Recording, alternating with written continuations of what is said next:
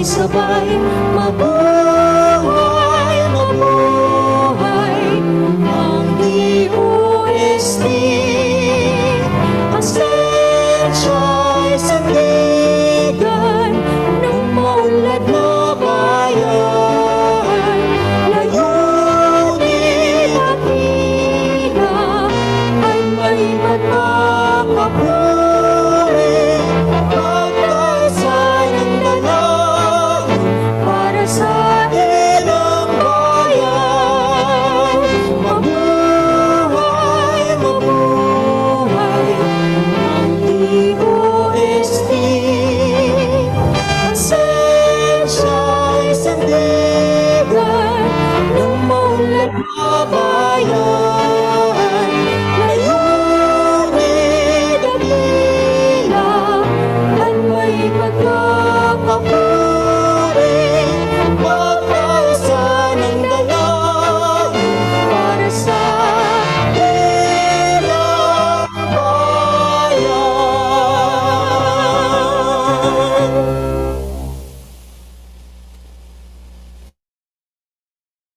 All right, thank you to our Hapag-awit singer for that opening, invocation, and Philippine National Anthem. Again, good morning po sa ating mga participants for today's break. And sana po tayo po ay nananatiling ligtas at malusog po sa araw na ito. To formally start our program this morning, may I call on Dr. Milflor S. Gonzalez, Officer in charge of the Office of the Deputy Director of the UST-FNRI and Chief Science Research Specialist of TDS-TSD for the opening message. Over to you, Doc Neil. Thank you, Nix. A blessed morning to all of us. To DOST CARAGA Regional Director Engineer Noel M. Aho, our appreciation to you and your team for assisting us in organizing this event. To our valued participants representing DOST FNRI Food Technology Licensees, other DOST Technology Licensees, micro, small, medium enterprises from the food industry, local government officials from line agencies, the academe, NGOs, media partners, ladies and gentlemen, a warm welcome to all of you. On behalf of Dr. Imelda Angeles Agdepa, our DOST FNRI Director 4 and Scientist 4, thank you for making time amidst your busy schedules to be part of this webinar dubbed as BREAK, or Bringing in Resources for Everyone's Agenda on Kalusugan. Let me start with a quote from William Jones, an English philologist and jurist of the Supreme Court of Judicature at Fort William in Bengal, who said, "Never neglect an opportunity for improvement." We all need a break, an opportunity to rest and reflect for a while, a chance to plan and move on, and the drive to improve by learning from experience and mistakes. Join us in taking some time off from our usual daily grind and routine tasks. Engage with us as we offer food technologies for nutritious food products, which are promising livelihood opportunities and help address malnutrition at the same time. For this well-deserved break, we are offering the following new food technologies from our agency: the multi-nutrient extruded rice kernel or MNERK, and the micronutrient growth mix or MGM for pregnant women and lactating mothers. On the soft technology side, we are pushing for the food safety grading tools among our sanitary inspectors and food establishments, as well as the iTrain for the continuing education of nutritional professionals, frontline workers, students, and workers and officers of food establishments, among other prospective trainers. And of course, to everyone who are interested to know more about food and nutrition.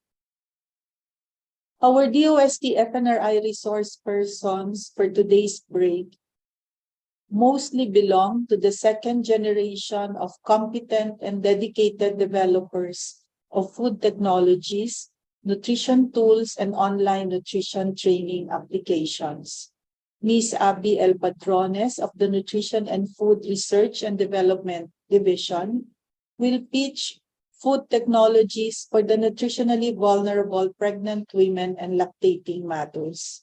Here to encourage the adoption of food safety grading system tools by sanitary inspectors and food establishments is Ms. Claire Malibiran Gasias, also from the same division.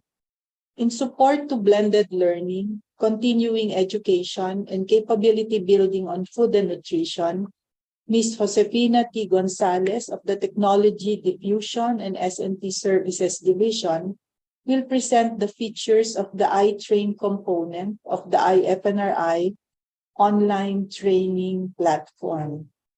We at the FNRI and DOST are confident that these hard and soft technologies, if adopted and applied, can considerably improve the nutrition situation and livelihood in the region.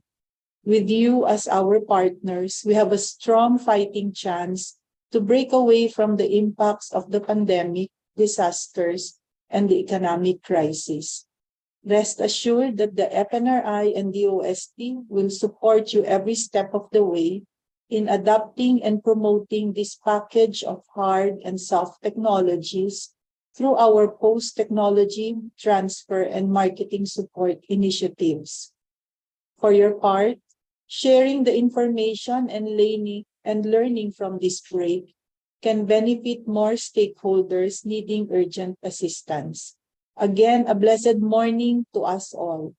Thank you. Patuloy po tayong mag-iingat and enjoy this well-deserved break. Over to you, Nix. All right. Thank you po, Doc Mead, for that opening message. And now we are also joined by no other than Engineer Noel M. Ahok, the Regional Director of DOST Regional Office Number 13 or CARAGA. Over to you, sir, for your opening message, sir. Good morning to everyone, especially to Dr. Milflor S. Gonzalez, our OIC for the Office of Deputy Director, and of course to Sir Alexis Ortiz, our Supervising Science Research Specialist of FNRI, and Ms. Salvador Serrano, our Senior SRS of FNRI Marketing Unit, and of course Ms. Abby L. Padrones, Senior SRS from the Nutrition and Food R&D Division. So in other words, we have now one of the matawag natin dito important personalities from FNRI, which will hopefully help us now in commercializing this very important technology. And of course, I would also greet a nice morning to my team, no, especially to our ERD Rick Barela of the Field Operations Division, I think Technical Support Services Division Chief Jennifer Diharme, and of course to the whole team who organized this event, and the most important of all, to our participants, no, who joined us through Zoom, our MSMEs in CARAGA and all over the country who joined this activity, and of course to all the participants at Facebook Live. We at this DOST CARAGA is very happy for this event because we believe that innovation is very, very important for nation building. And this activity, when I look at the program and the intent of this activity, actually we will be hitting two objects with one stone, no? The first one is, which is very important to us, it will help us in economic development in terms of generating revenue, doing value adding to our product. And the second is on addressing malnutrition. Because when we look at the technology that we will be discussing this morning, the multi-nutrient extruded rice kernels, or they call it IMNERC, and of course, the Fortified rice for pregnant and lactating women, and then the micronutrient growth mix. This product actually will help, especially CARAGA, no, in doing value adding to our agricultural product. CARAGA is basically an agricultural region, and once we will commercialize this product, our region, it will do value adding through innovation of FNRI, value adding for agricultural product. Not only that, we can also build successful businesses in CARAGA region, which will generate employment. So that's the first benefit that we hope will be able to get from this event. And of course, in addressing malnutrition in a much cheaper way, make it affordable to our people by providing this generally low cost, affordable, but very nutritious food products from FNRI. That is why we hope that through this activity, we will be able to get businessmen and technology adapters who will adapt with this technology.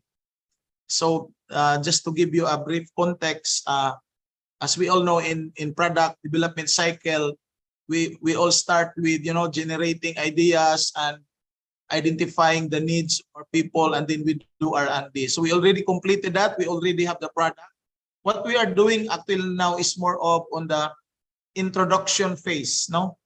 And in the introduction phase, that is a very exciting phase, because to our businessmen who are here today, it's actually the phase wherein the market is not yet fully developed. So because the next phase will be the acceleration, the growth phase. No, so but to be honest, it's quite a bit risky at this phase, because we are on the introduction stage, but the reward is also great, because once the product will take off, you will be the first one who will market the product that we will generate out of the innovation of FNRI. So to the businessmen, I hope that you will participate now, especially in the Q&A. But I highly encourage you to adapt these technologies, make a business out of it. And on the DOST CARAGA side, you can rely on us in terms of all the necessary support that we can give you once you will adopt this technology. I will just advertise. No, for example, if you already are engaged in food processing business, and then you would like to adapt this technology and you need equipment, we can actually fund. No, we can fund the expansion of your product line through our small enterprise technology upgrading program. No, we can also provide you with the necessary consultancy services if needed, the training services, once you partner with us by adopting the technology of FNRI. So we hope that this morning we'll be able to commercialize the several innovations generated by DOST FNRI. And again, do not please be encouraged that we at DOST CARAGA will fully support you in the adoption of this innovation. And with that, thank you very much, and have a nice morning to all of us. All right. Thank you po, Sir Noel, for that inspiring and insightful message. Before we proceed po, may I request everyone to please turn on their cameras for our photo opportunity with our Deputy Director and our Regional Director. All right. Good morning po sa ating lahat.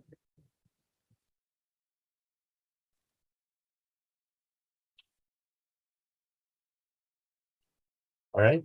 Technical team, we're ready. In 3, 2, 1. All right. Isa pa po. 3, 2, 1. All right. Thank you po, everyone. Ayan, so we are now joined by 48 Zoom participants. To get to know po kung sino po ang ating mga participants this morning, may I call on Mr. Salvador R. Serrano, Senior Science Research Specialist of the Food and Nutrition Marketing Unit of UST FNRI. Over to you, Sir Buds.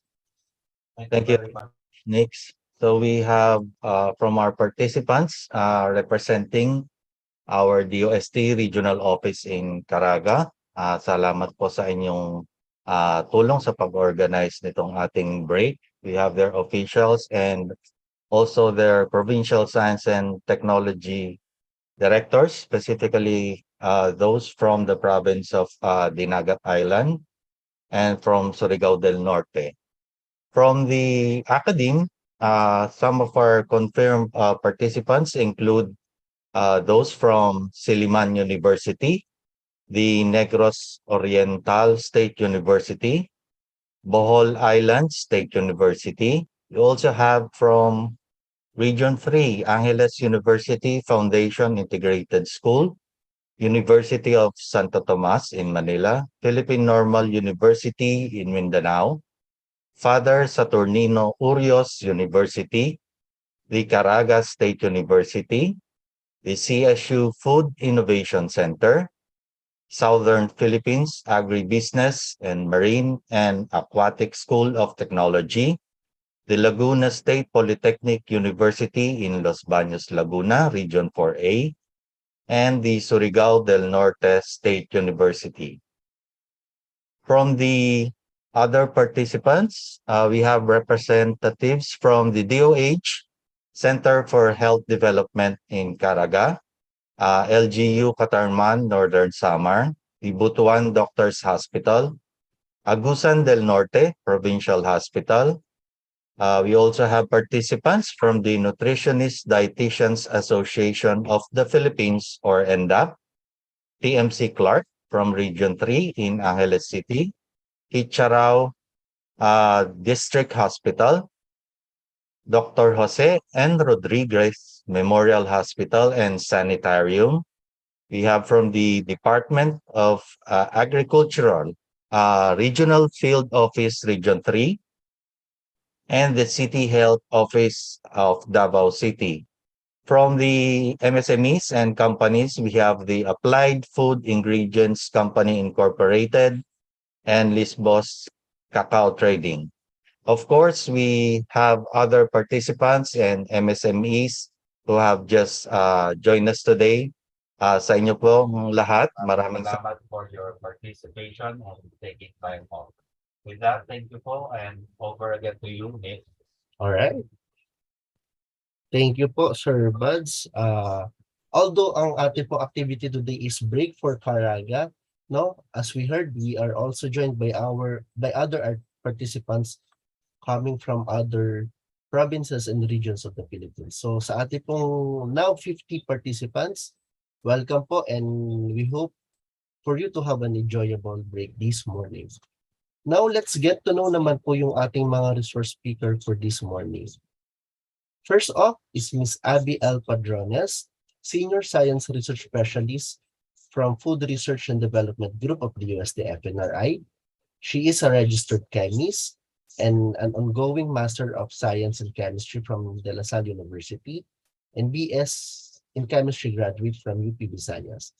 She is involved in food fortification R&D and S&T programs of the UST FNRI, and she is also involved in sensory and physical evaluation of fortified products during development and storage. Our second speaker is a graduate of Master in Food Safety Management from Philippine Women's University, has an international certificate in food hygiene, and BS Food Technology graduate from UP Diliman.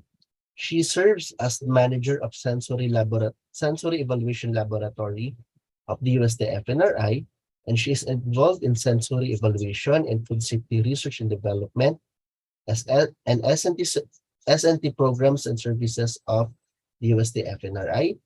She is Ms. Claire Malibiran Gashas, Science Research Specialist 2 from Food Research and Development Group of the UST FNRI. And our third speaker is a registered nutritionist dietitian. She has a diploma course in community nutrition from University of Indonesia MS Nutrition and Health from Wageningen University and Research Center in the Netherlands, Certified Safe Food Protection Manager by the American National Standard Institute, TESDA NC2 certified on food processing, and she is also involved in nutrition communication, research, and training of the UST FNRI. She is Ms. Josefina T. Gonzalez, Senior Science Research Specialist of Food and Nutrition Training Unit of the UST FNRI. Now to start our discussion po, may we call on our virtual space, Ms. Abby Alpadrones. Ma'am Abby, over to you po. Thank you po, Sir Nick. Can I now share my screen po? Yes. Good morning po ulit. May buntag sa atong tanan sa mga taga DOST CARAGA and headed by Sir Engineer Noel Aho. And sa mga kasamahan po natin dito. So, ayan po. Wait, share.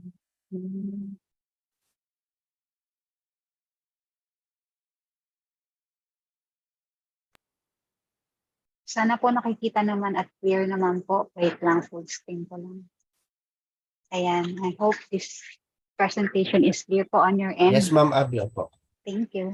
So, I will be introducing to you the innovation, isang innovation po sa aming rice fortification technologies.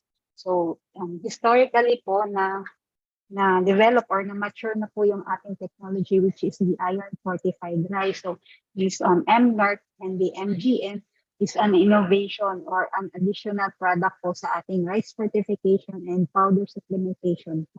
So these products are focused on the nutritional needs of pregnant and lactating women. So allow me first to introduce our institute, which is the Food and Nutrition Research Institute. Although majority of the attendees today are from the DOST, pero po for the benefit of others or those po na hindi po kilala si FNRI, DOST FNRI is the principal research arm of the government in food and nutrition, meaning po sa mga food products na patungkol po sa nutrition yung ating fino-focus for FNRI. So we have our mission, it's to fight malnutrition with accurate data, correct information, and innovative technology. So our vision is to attain optimum nutrition for all Filipinos, socially and economically powered through scientifically sound, environment-friendly, and globally competitive technologies. So we are mandated by our government to conduct or to define the nutrition status of our country. So isa po yun sa aming mandato. So every 3 years we conduct or dati po every 5 years po. So naging 3 years na po siya rolling survey. So we define the nutritional status in terms of its biomedical, yung ating anemia prevalence, yung vitamin A deficiencies, yung iodine deficiencies. And then we also define the nutritional or yung ating BMIs, yung ilan percent sa atin yung malnourished and yung ating mga feeding practices po. And then we address these problems, yung malnutrition problems na na-define natin, we address them through developing products and tools po. And then lastly, we are mandated to diffuse these technologies and knowledge po, which is why we are conducting this technology or these presentations po to our stakeholders. So for this presentation, I will be discussing with you on as to why we have developed the MNORT and the MGN. And then I will present to you our technologies, the new MGM and MNORT for pregnant and lactating women, and then go through our technology transfer protocols. So first, this is retrieved po from our data, which is we could get the data po in this. Tapin nyo lang po, makukuha nyo po yung data po. So as you can see from 2011 up to the present, mataas pa rin po yung prevalence ng mga nutritionally at risk Filipino pregnant women. So hindi siya ganun ka-significant yung pagbaba, which is why yung ating mga health programs, isa sa mga focus ng ating mga programs na yun ay patungkol po sa nutrisyon ng ating magnanay or sa ating din pong children. So meron tayong mga nutrition specific programs na na-conduct po ng Department of Health, like kagaya ng mga fortification, yung supplementation, ganun po. Yung prenatal care po, kasama po dun. Kasi ganun ka-importante po yung health ng mommies because unang-una, this cycle is like which comes first, the chicken or the egg. So kung tatanungin natin, ano po ba nauna, yung malnourished child na naging malnourished mom, or is it the malnourished mom na nagkaroon ng malnourished baby? So ganun lang po yan. It's a vicious cycle po, malnutrition. So unang-una, pag malnourished po si mother, usually po maliit yung pelvis niya. So nagkakaroon tayo ng yung kahirap or mahirap po yung pagbubuntis kasi nga po maliit si mommy physically. So isang factor po yun yung ating nutrition birth.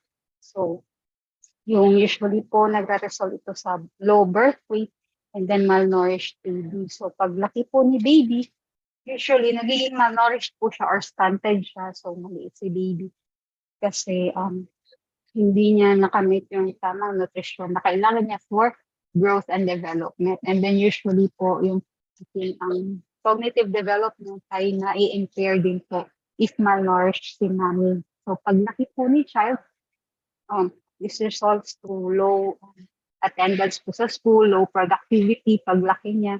And then if in case yung bata ay girl or babae din po, so magbubuntis din po siya and then manganganak din po siya. So it becomes it is passed on through generations, yung pagiging malnourished po. So which is why it's very, very important at different stages in life, kailangan natin mag-intervene or we have to intervene or conduct intervening programs po. Masog po yung ating malnourishment. So in another perspective, this graph is or this equation po is given by Dr. James Heckman. So isa siyang economist, Nobel laureate, and ni-echo niya yung importance ng investment on the early childhood and preconception stage po. Sinasabi niya na mataas po yung return if nag-i-invest ka sa early health po ng ating baby. So makikita niyo pinakamataas po sa prenatal po na eto, yung return of investment, ibig sabihin, pag nag-invest ka dito, mas mataas yung return mo. So, hindi naman sinasabi na hindi importante yung ating preschool, pero ibig niya lang po sabihin dito na mas mataas po yung return of investment. So, what can be done for these interventions? Marami pa po, hindi lang po, or ngayon po, yung sinofocus lang po natin is the nutrition-specific interventions po para po sa ating product. Ito po pumapasok si MGM and MNARC for pregnant and lactating women. So, isa po ito sa under po sa food fortification and for supplementation programs po. Ang Mom ay isang multi-nutrient fortified rice na may 11 essential nutrients tulad ng folic acid, iron, zinc, iodine, selenium, B vitamins, vitamin D at A. Ang MGM ay isang multi-nutrient powder na inihahalo sa sopas, lugaw at ibang uri pa ng mga sabaw, meal recipes at inumin. Ito ay may 15 na added minerals at vitamins. Ayan po, nakita niyo yung ating MNARC at MGM. So briefly po, si MNARC, isa siyang premix na hinahalo po siya sa bigas. So pag niluto mo yung bigas, ganito po yung magiging itsura ng bigas. So ito po, para lang siya nasunog na or sunog na kanin or tutong. But actually, these are the premixes po na napunta doon sa 40 or sa fortified rice. So medyo may kadilawan po yung kulay ni MNARC as compared to our iron fortified rice kasi po mataas po yung folic acid nito, which is what is needed po for pregnant and lactating women para po sa neurodevelopment ng baby. Kaya po naging yellow siya. As you can see, medyo yellowish din po yung powder. Again, this cause or this results po from the addition of high concentration of folic acid po and the B vitamins which is colored. So medyo tumaas din po yung yellowish color po ng food product. But for the MNERC, nasa 5 or less than 0.5% na po siya. So medyo makikita niyo spots lang po yan. So according to our results, hindi naman po ganun ka-significant yung difference na nagre-result po sa pag-add ng ating sa fortified rice. So again po, ito yung ating MNERC. This premix is added to rice in A1 is to 200 ratio. So it's formulated for women or pregnant and lactating mothers. So mataas po yung ating folic acid and B vitamins as well as the iodine and iron content po as compared to the general population po. It's enriched with ayun nga po, micronutrients po needed for reproductive. And then yung packaging po natin, pwede po siyang aluminum foil packs or pwede din po siyang opaque na PPE po. But ensure lang po natin na covered yung ating premix kasi po bawal po siya ma-expose po sa direct sunlight. And then yung shelf life, at least 6 months kasi po sa DOST. Yung project po ay yearly po ito. So, nagawa po namin yung study on the first SEM and then yung shelf life namin, 6 months na lang po naalat. But actually po pwede po itong na-extend to 1 year po. Yung record po namin sa iron fortified rice, at least 2 years po yung stability niya at ambient conditions or temperatures and not directly exposed to sunlight. Ayun po. Ito po yung mga laman po ng ating iron rice or the MNERC fortified premix. So may iron, zinc, vitamins B1, B2, B3, B6, and then may vitamin A, folic acid, iodine, vitamin D, and selenium po.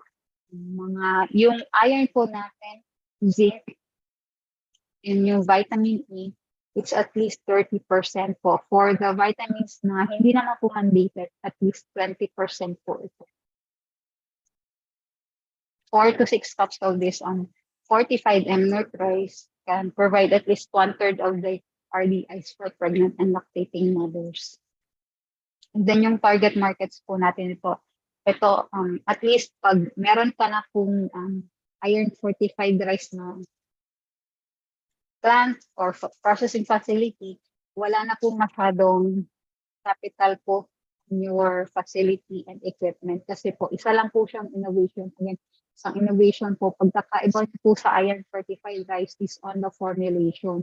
So, pag in case na meron na po kayong processing plant, yung formulation na po yung babaguhin natin.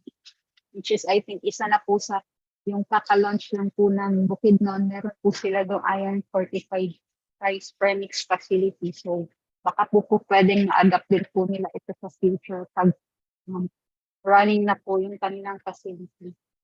And then, private companies are also targeted po as well as LGUs. So, pwede din po yung LGUs. Actually, meron po kami mga LGU na adapter po ng fortified rice din po. Cooperatives, meron din po. So, pwede po nila itong i-adapt. Rather, the fortified rice po. Yung premix, medyo mas malaki yung capital needs po nito na ipapresent naman po natin mayaman. Yung target market po natin is the pregnant and lactating mothers po. Special diet po ito for pregnant and lactating mothers. Pwede naman po for general public, but again, folic acid is higher po as compared for the needs of the general public.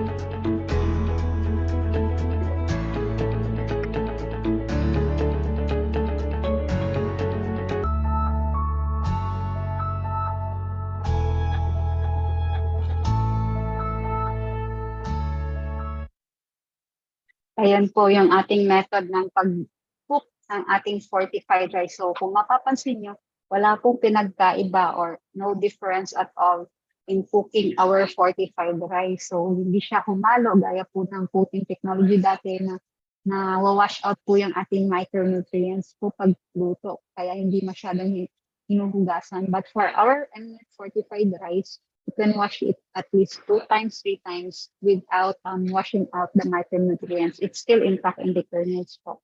So wala pong difference again sa pag-cook, just like the ordinary rice.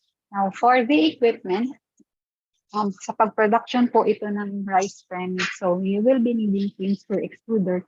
Yung twin screw extruder, isa po siyang, dito po niluluto yung ating premix. So nilalagay po dito sa hopper, dito po, meron po dito hopper or feeder po.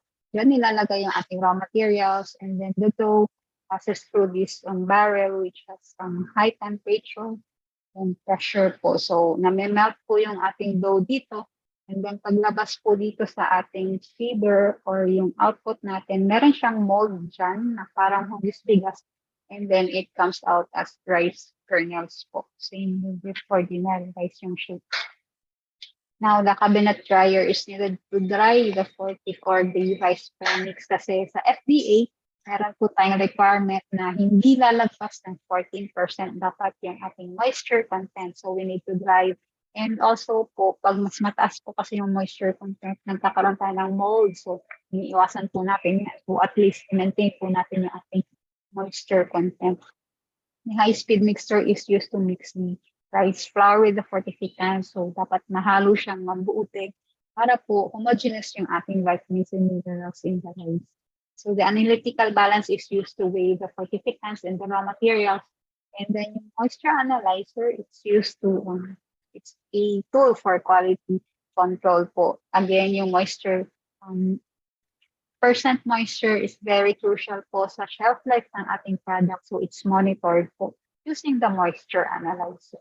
Now, the weighing scale is used to weigh, of course, the rice flour na mas mabigat kesa sa mga fortificants. So at least 100 kilograms weighing scale po yung ating kailangan. Flour mill is used to pulverize the broken rice or yung raw rice into flour, which is yun po yung ating main ingredient sa rice premix.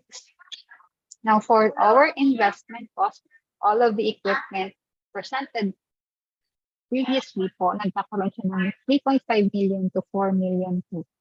Yun po yung cost natin. Again, pag meron na po kayong existing facility, the equipment cost po, mawawala na po siya. So, mas mababa po siya pag meron kayong existing facility. Pero pag wala po, 3.5 million. So, matalinting, 3.5 to 4 million. So, manpower, at least 3 workers. And then the technology licensing fee, I'm not sure if still 50,000, but pwede po yata itong ma-waive. Magiging public good siya. Contact nyo lang po yung aming technology licensing officer or aming director na napag-uusapan po to. Negotiable po ito again. For our costing, average retail price for this premix is at 452.34 pesos. So yung isang kilo ng rice premix, magagamit po natin ito into sa 4 po na tig 50 kilos po or 4 sacks of rice. So 450 divided by 4 nasa 100 po. Yan, 110 or 112. Mga ganun po. So divided by 50 nasa yung add-on cost po natin nasa 2 to 3 pesos. 10% po natin yung mga. Now, for our financial feasibility, yung ating break-even price is 376,000. Yung pinresent po natin kanina na 400, may add or may markup price na po yun na 20%. Hindi na po kayo lugi doon sa costing natin. So, yung project, breakdown po ng ating cost, yung malaki po ay sa working capital and the fixed assets po. Kung makikita nyo, yung ating operating cost nasa 10% lang. So, again, mas efficient po ito pag meron na kayong facility. Pero pag wala pa, mag-i-invest po talaga kayo sa facility and the equipment. So, ROI is 37. And yung payback period natin po, it's around 2 to 5 years. Now, for our MGM, isang project or isang product line po na addition sa ating MGM na originally ay for kids. Gawa po ito sa rice flour. Mayroong mga fortificant, water, and then other ingredients. So, meron po itong 15 essential vitamins and minerals. It's also formulated for pregnant and lactating mothers. And then this can be added to any food or beverage po. Ihahalo nyo lang po siya and then magde-dissolve po. Yung previous namin na studies na kinonduct na for children, nagamit po namin siya sa mga semi-solid foods as well as solid foods. Nagkaroon kami ng trials for pancit, na arroz caldo, champorado. Nami-mix naman po si powder.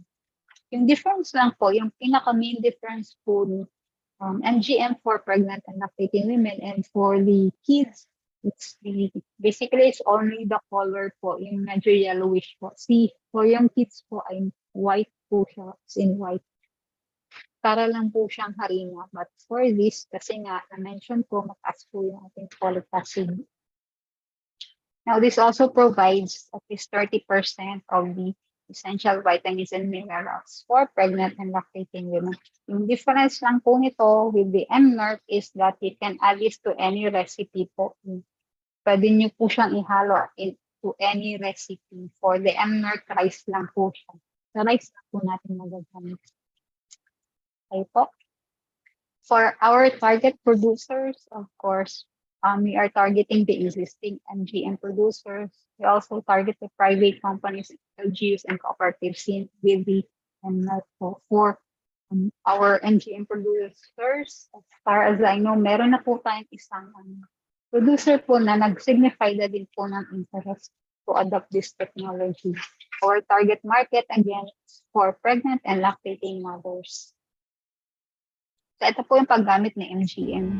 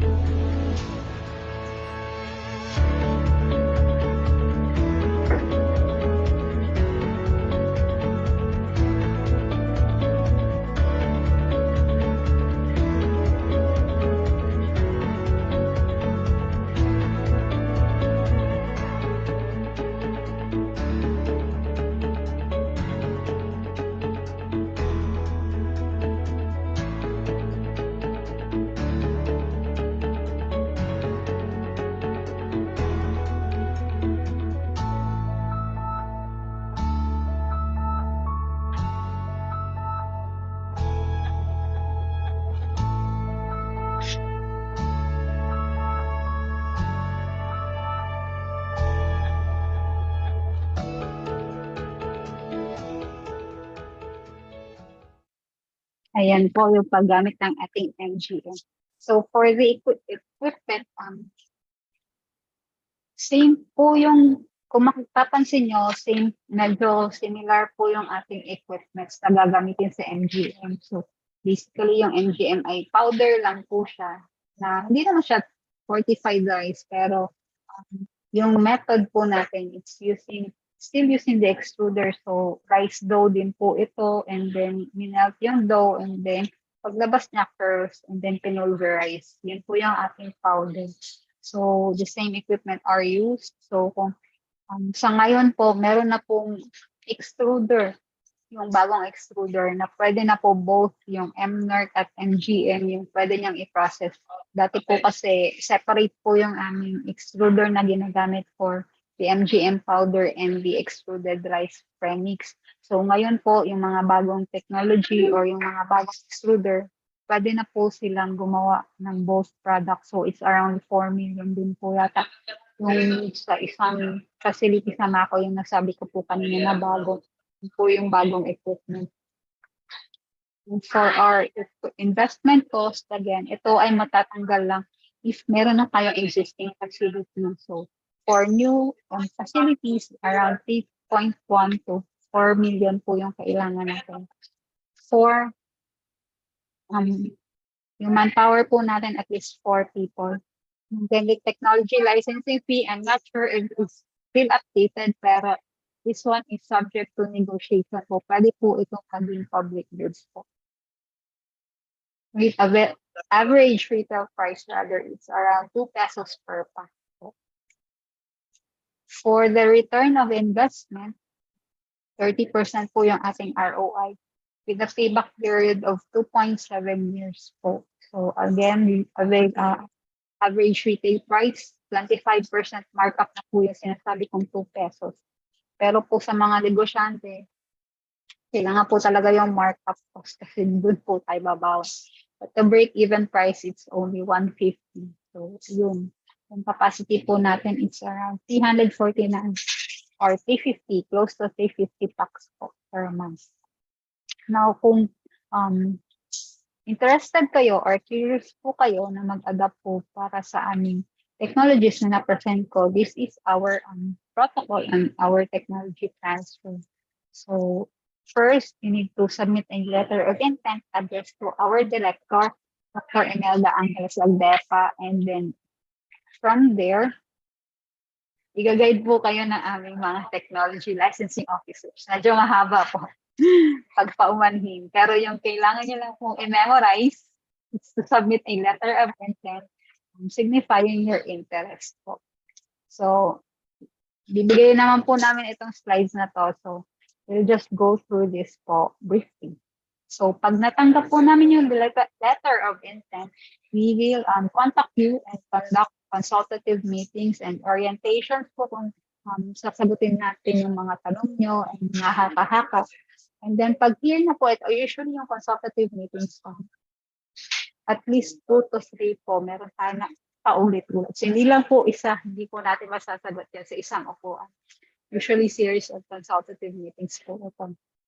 And then, you will have to submit your documents, yung mga hihingi ni ating technology licensing officers, sasubmit po ninyo rather, and then they will assess your facility and your documents po kung po pwede po kayo mag-adapt ng technologies. And then, kasama po dito yung evaluation, pwede po tayong bumalik sa consultative meetings kung may questions po kayo, then paulit-ulit po yan. So, after po ma-evaluate yung inyong documents and needs, magkakaroon po tayo ng Fairness Opinion Board review. So, titignan po ng third parties kung fair po ba sa ating dalawa sa inyo, fair po ba yung licensing fees or yung gagastusin nyo, fair din po ba sa amin, technology generator. So, may third party po yan, gagawa ng Fairness Opinion Board review. And then, pag fair naman na po lahat, and then okay na po yung ating needs or yung ating documents, kakaroon po tayo ng MOA signing. Ito po yung contract natin na magsasaad po ng mga terms and conditions. So, yung timeline po natin, i-discuss po dito sa contract, yung babayaran kung meron man, ito po yung sa contract. And then, after po natin nagawa na po yung agreement or na-plansya na po na notarize, we will conduct a technology transfer training. So, dito na po ituturo sa inyo kung paano gawin ang ating mga technologies. And then, after po, syempre sa production, kasama nyo din po kami. Doon po kami nakaalalay sa inyo kung may in case na may mga technology difficulties na nag-arise or mga challenges po na hindi nyo alam paano gamitin. Example, si extruder, karoon ng problema. Andun po kami, tawagan nyo kami po mag-troubleshoot with the suppliers po ng equipment. So, pwede din po kami offer sa inyo ng mga consultations po patungkol po sa product and sa marketing po. And then lastly, our technology licensing officers will monitor the sales or yung conduct po ng sales and after support for the product po. So, hindi lang po hanggang contract signing po. Andun po tayo even after sales po. So, ito isang quote po na umantig po sa akin. It says, the heart that we are born with is the heart that we live with for the rest of our lives. So, sabi po ni Dr. Teresa Rosewood, ibig po sabihin, 12 weeks na po sa sinapupunan kung ano man po yung napuo na po dun sa fetus po.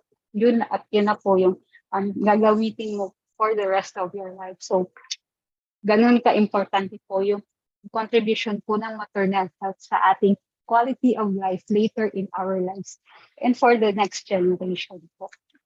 So with that, iniimbita ko po kayo na mag-invest in our future kasi nga po, hindi lang sa atin po ito na health, it affects future generations.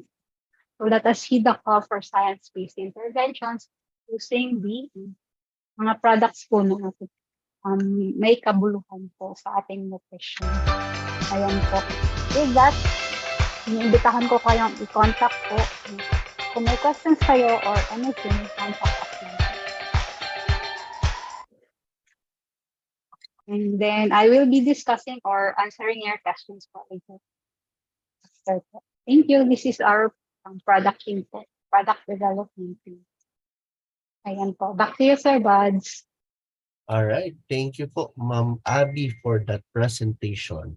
I'm sure yung ating po mga participants for today's break, may question po tayo for Ma'am Abby no, for the about the technology she presented.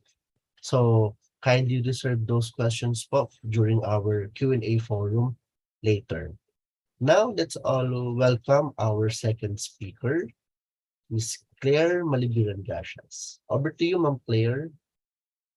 Good morning to everyone. I hope you can hear me. Yes, ma'am. Loud and clear po. Okay po. So sharing my screen. Ayan. Kita na po ba? Yes, ma'am. Slides. Okay. So good morning and thank you for that introduction. So another business opportunity from FNRI, but this time ano naman po tayo? Tool on food safety. So, ibig sabihin, this will help your food businesses to level up and at the same time, makasabay po sa demand, especially at this time. Na tayo ay nagbabalik sa business and economic activity. So, in behalf of my project team, I will be presenting the tools developed by FNRI that will be used to put a star rating sa mga kainan, sigurado ang kalinisan. So, just a background. So, according to 2050 National Nutrition Survey, 3 out of 10 Filipinos dine outside of their home. So, this is also true during the last 2 years kasi po, pandemic time, gusto natin magkaroon ng variety sa ating mga kinakain kasi tayo ay na-confine sa ating mga spaces ng ating mga bahay. So, yun pong delivery, we resorted to the food deliveries, order online, and even take out from the nearest food establishment. So, ito yung mga tinatawag nating FSEs. So, yes, it is good kasi may kahit papano nagkaroon ng business opportunities even those na nasa bahay lang. But then this type may be dangerous, especially to our health kasi po itong mga small businesses na to is not registered through our LGUs.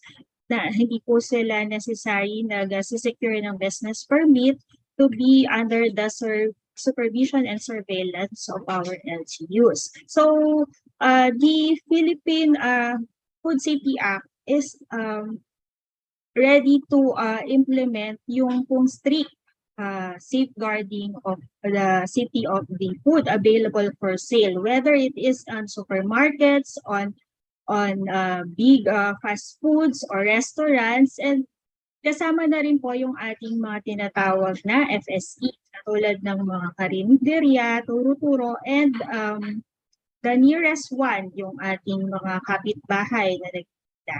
So, with this, the FNRI see also yung mga incidents of food poisoning. So, the recent one happens last July lang po. Anyone aware of this? Yung marami pong cases ng diarrhea which reached even more than 100 from the night market or yung pong activity in Davao na sinasabing una, the suspect is the water source ng mga nagbenta during that night market. But then upon investigation, they found out that this is from the food sold in the area, yung pearl tea or the boba shake, and also yung street food. So, in order to prevent this, kailangan na po nating mag-upgrade sa ating strategy. So, for one, the WHO and the FAO is introducing the risk-based food inspection. Kaya po, yun po yung naging goal ng aming project, funded by the DOST GIA and under the DOST integrated food R&D for food safety is the development of food safety grading tools for use in our food service establishment. So itong mga tools na to, the development started in 2018. So I will like to share a video. Sana po okay yung audio. So just give me a thumbs up kung okay po yung audio.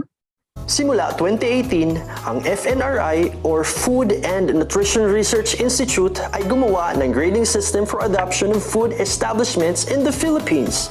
The project aims to develop a risk-based and modified food inspection checklist and grading system to rate the food safety of food service establishments in the Philippines.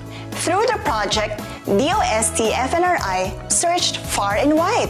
From understanding the foreign food inspection checklist of USA, South Australia, and New South Wales, and learning the inspection score and grading system pilot schemes of Australia and Brazil against our existing local health and sanitation ordinances, to arranging consultation meetings from Department of Health and World Health Organization, taking strong recommendations from technical experts, conducting intensive pre-testing in regions in the Philippines, and being pilot tested in Taguig, Cainta, and Taytay, Rizal. Finally, the DOST FNRI is here to present the new standard of food safety grading system in the Philippines. The all-new modified food safety grading system tools. Dahil ang star-rated na kainan, Sigurado ang kalinisan. The all-new modified food grading system ay may tatlong tools. Una, ang Food Inspection Checklist o FIC na mas angkop gamitin ng sanitation inspectors. Dahil sa enhanced checklist, it's easier for the sanitation inspectors and more flexible to different food Filipino service establishments. Katulong nito ang Code of Standard o COS, ang pangalawang food safety tool. Ito ay mas komprehensibo at mas moderno na guidelines upang mabigyan ng kahulugan ang mga kriteriya sa food inspection checklist. At ang pangatlo, ang Operations Manual o OM. Ito ang mas updated at improved guidebook for sanitation inspectors to conduct risk-based inspections. tara na at bigyan ng star rating ang food service establishments ng Pilipinas. Para sa Pinoy who loves food, Para sa Pinoys who serve food, para sa Pinoy who conducts food safety, let's check and rate all new modified food safety grading system tools. star-rated na kainan, Sigurado ang kalinisan. Okay, so I hope I have given you a short background of the project. So yun po, ang pinaka-rationale po ng project is to develop the inspection tools to help the frontliner in safeguarding the food safety in the country, but particularly for the FSEs. So gaya po ng sabi ng video, the development is science-based kasi gusto po natin maging updated kasabay ng ating mga neighboring country. So we are introducing the risk-based inspection approach. So, I will also detail the development kung paano po siya naging risk-based. So, I know din po, CARAGA, for one, DOST CARAGA have its initiative in developing this grading system. Meron din po silang letter grading. Tama po ba from CARAGA? Thumbs up po ba? Thumbs up po? Yan. So, na-invite din po kami during the launching and alam ko po, meron na rin po kayong mga nasimulan na bigyan ng rating. So, I hope yung inyong nasimulan na will marry with dito sa aming na-develop in terms of introducing the risk-based inspection through our tools. So, ano po bang kahalagahan ng risk-based? So, for one, this focus on the risk factors na study ng ating World Health Organization, particularly yung related sa mga causes ng foodborne diseases. So, these are the following factors. So, yung ina-identify po ng checklist na ito, yung mga food from unsafe sources, doon sa mga practices ng inadequate cooking, improper holding of temperatures, and yung mga practices na nagdudulot ng cross-contamination, and yung pong protocol ng mga food businesses in terms of the poor personal hygiene. So alam na ito ng ating mga food inspector or our sanitary inspectors, but sa dami-dami din po ng kanilang responsibilities, minsan during the audit, dahil ito random lang and with a limited time, hindi po ito nadadaanan. So with the checklist, we ensure that these risk factors were identified. Later, I will also present to you how the checklist look para po ma-appreciate nyo rin kung paano natutulungan ang ating mga inspectors in identifying these risk factors o yung tinatawag nating mga food safety hazards. And meron na rin po itong scoring into minor and major risk factors para po somehow while we identify the hazard, we also assess kung ito ba ay minor and major. So this assessment were developed through the inspection checklist, consulted with our food safety expert kasi sila po yung may information about ano po ba yung mga impact kung present itong mga risk factors na to sa ating mga food businesses.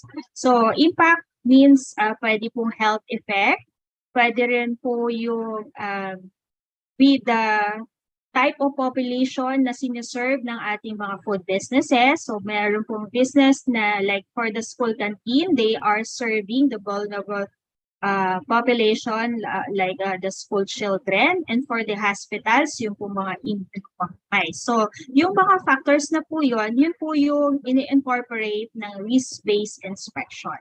So aside from this, the development undergoes scientific steps like first, the review of the current national and international standards. So the development of the food safety system involves pre-testing. Ayan, we consulted yung mga actual user po ng tools, like we invited 20 sanitary inspectors across the country. And the pre-testing involves yung impression nila with how the statement or how the criteria were stated. Ito po ba ay malinaw? The words are easy to understand and also comprehensive, kumpleto in terms of guiding the step-by-step inspection. And also, we consulted key informants like the city and the municipal health officials, yung ating po mga doctors na nag-supervise sa ating mga SIs. We also interview them in terms of how the user-friendliness, the comprehensiveness, and the content of the inspection checklist. So not only the inspection checklist, pati po yung kasama nitong operations manual, dapat po logically stated ang mga procedure, and all the annexes or the health tips na in-include namin. Is it relevant for the SIs or is it relevant for the decision makers like the health officials? So yun. And then after na-polish na po yung tools, we also pilot test the tools, conducting mock inspection. Yun po. So, trained food inspectors from FNRI were doing actual inspection together with the LGU or the participating SI from the LGUs of Taguig, Cainta, and Rizal. So, with that mock inspection, madi-discover mo naman po yung the length of the tools in order to accomplish the actual inspection. So we ask the SI kung kaya po bang i-cover yung mga criterias na nahandoon. Again, with the criterias listed, ito po ba ay madaling makita during the inspection, or even the use of different inspection strategies like interview, observation, review of documents. Yon, tinry po yun ng ating mga participating SI. And then after that, we get their feedback in terms of ito po ba'y nakakatulong sa kanilang responsibility bilang food inspectors, and ito po ba ay handy since our SIs are have limited time to do the inspection. So, and also tinanong din po namin sila in terms of the applicability of the tools to different type of FSEs. Kasi nga, like I mentioned, the FSE industry is evolving. Marami na pong types ang nagsusulputan in order to cater our consumer needs. So, yun. Kaya po ang aming mga actual inspection is represented by different types of food establishment. Meron pong karinderya, catering, meron pong food stalls, and representative from restaurants, and ano po, yung mga turo-turo. So, kung ano po yung mga involved na specifics sa aming methods, ayan. So, I hope meron pong familiar sa inyo with this yellow book. Tinatawag natin Code of Sanitation of the Philippines that was updated way back 1995. So, the relevance of the content, relevant pa naman din po kasi the content is also comparable doon sa Codex, Code on Food Hygiene, and also on yung mga nilalabas po ng FAO. But the update on the strategy, specifically yung how to conduct the inspection, and ano po yung mga in-identify na risk factors, yun po yung medyo nahuhuli na. Like, for example, sa kanilang checklist, if any one of you is familiar with this checklist form, yung meron pong 20 criteria. So para po sa kanila, ang kailangan lang pong bantayan ng ating mga food inspectors and sanitation inspectors are confined with the 20 criteria. So we all know na marami na pong mga food hazards na lumalabas, and this may not be included in these 20 criteria. And if you will also review the checklist, meron po dong mga criteria na nauulit. and medyo vague ang pagkaka-state kasi simple statement lamang like documentation. So hindi po natin alam kung ano pong type of documentation. So those observations, yun po yung gusto namin improve. That's why we reviewed these local references and then also harmonize it with the latest updated and relevant international references. So yung pong na-identified na 5 risk factors, ano na po yan? Currently, 9 na po ang na-identify ni FAO. So dapat po our methods ay sumasabay. Kasi kapag hindi po natin na-identify yung additional na 4, so the safeguarding of food safety may not be enough. So same as yung pong mga techniques and approach na mas mapapadali ang trabaho ng ating mga food inspectors or DSIs. So yan po is with the best practices from Brazil, Canada, and US. And also the incorporation of risk-based approach. So dapat meron na tayong assessment and evaluation ng mga na-identify nating risk factors and how it is related to the Philippine scenario. So yung pong scenario ng holding of temperature may not be high risk sa ibang country, but for us na tropical country, this is critical kasi nga po, as we all know, ang ating mga harmful bacteria, they multiply tenfolds when exposed to this danger zone or the critical temperature. So, yun po yung isa pang in-incorporate na study. And yan, with the consultation, syempre po sa mga na-identify naming food safety experts. So, meron din po kaming in-invite from the DOST family. So, yun, I hope yung CARAGA po nakapag-participate. But nevertheless, it's not too late.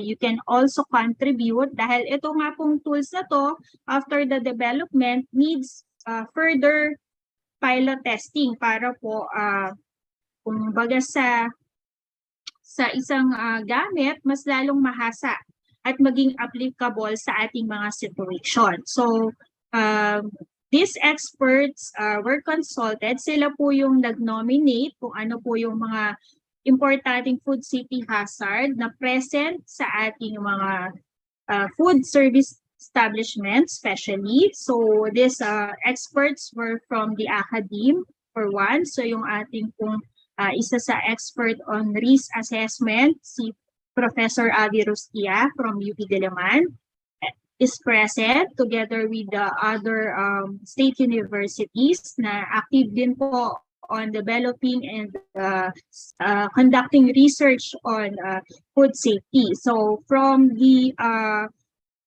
national agency, andyan po, we were supported by the DOH, which is sila po talaga ang primary lead sa ating RA 10611 or the Food Safety Act of the Philippines.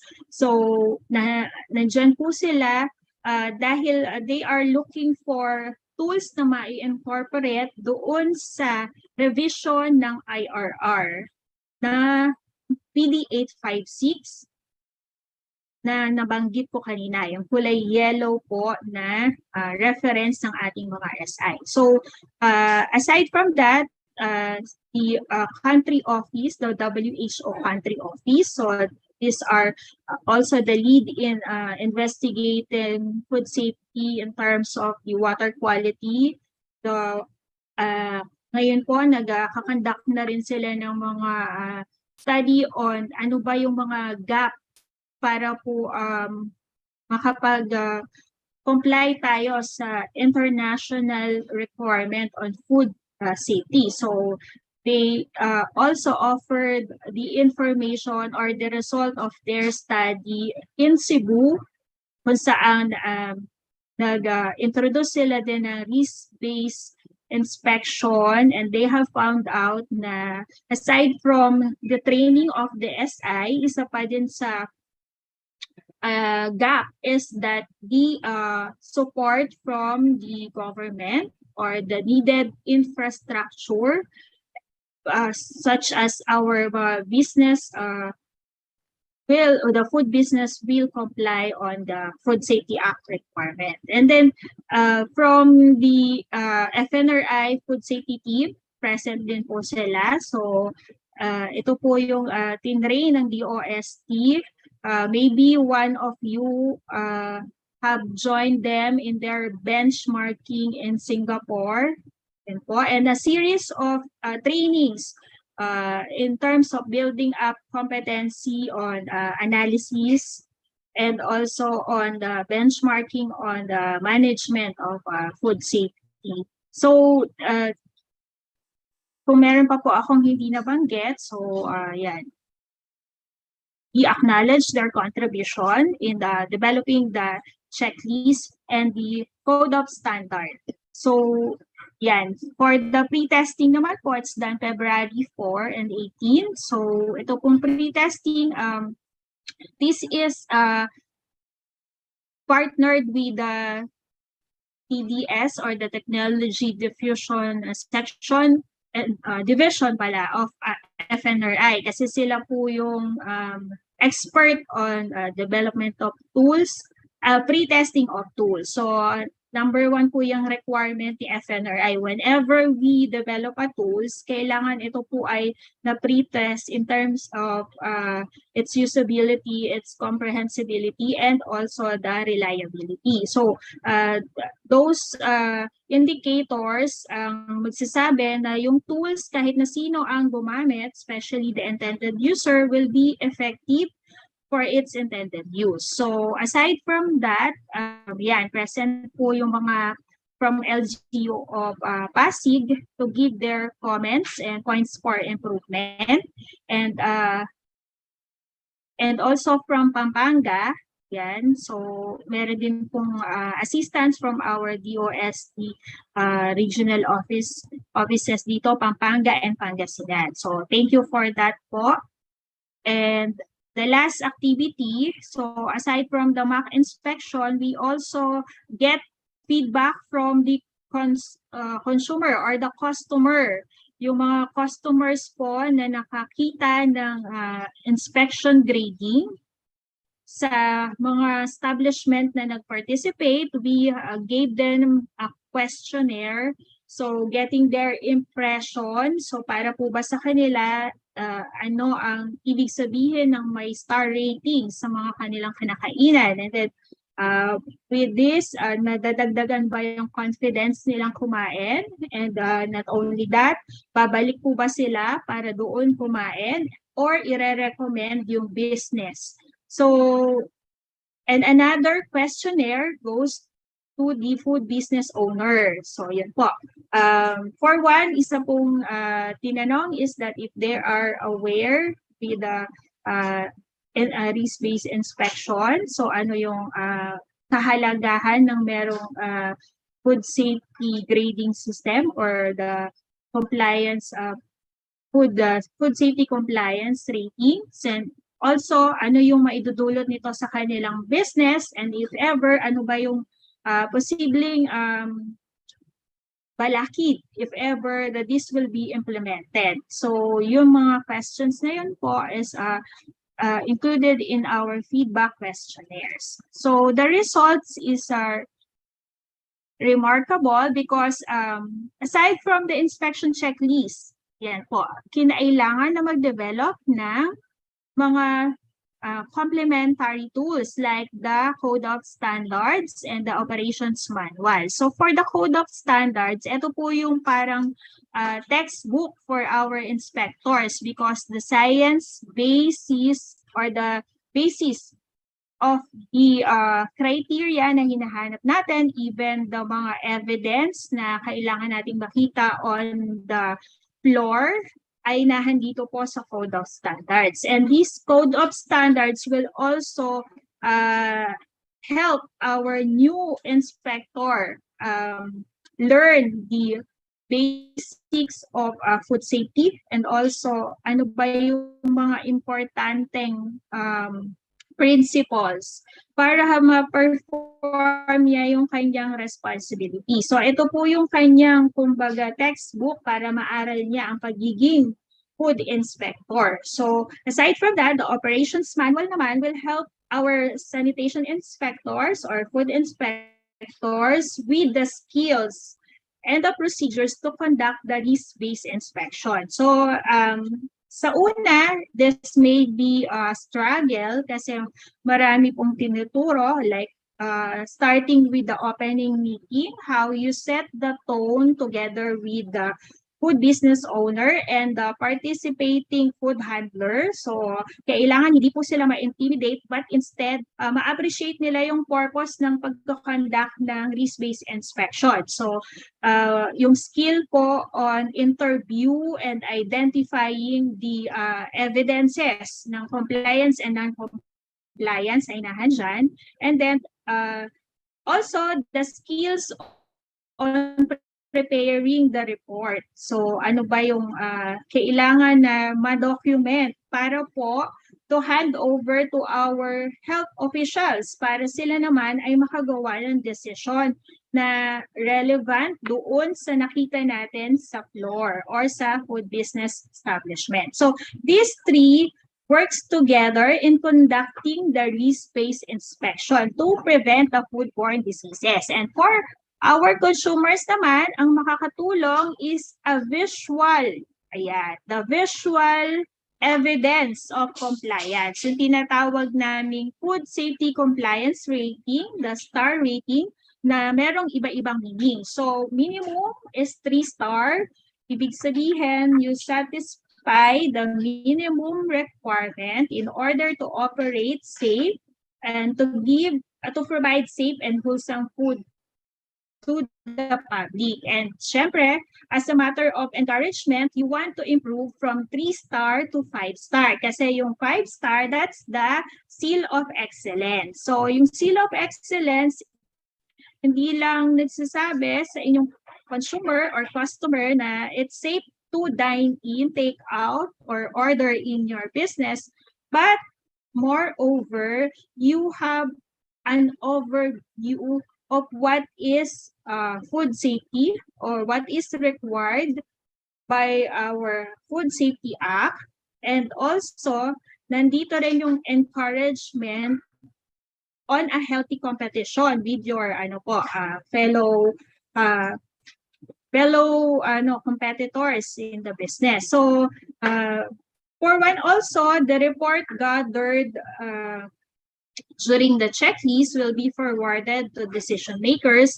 Sila naman, nakakapagmarka naman po sila kung ano yung commonly na violate or hindi kayang i-comply ng mga food business establishment. O particularly, yung mga type ng FSEs like the karinderya, the food stalls, or yung mga nagsisimula pa lang. So, with that identification, matutulungan po silang mag-channel ng resources ng government or ng LGU. Ano po ba yung popondohan? Is it the clean water source? Or is it the provision for clean toilets for food handlers? Or is it the provision of or the requirement on training, yung ating competency for the food handlers and the food business owners? So,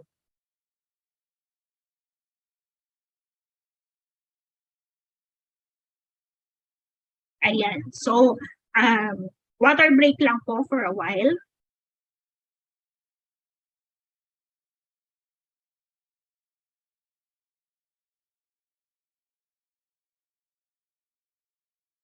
Okay, so ayan. So, this tools, food safety grading tools developed by FNRI is ready for adoption. So, para po dun sa mga audience natin na gusto pang makilala further ang tools, I have this video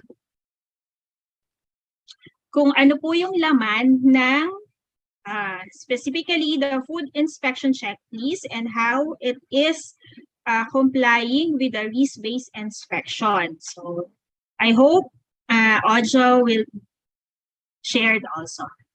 Okay, The all-new modified food grading system ay may tatlong tools. Una, ang Food Inspection Checklist o FIC na mas angkop gamitin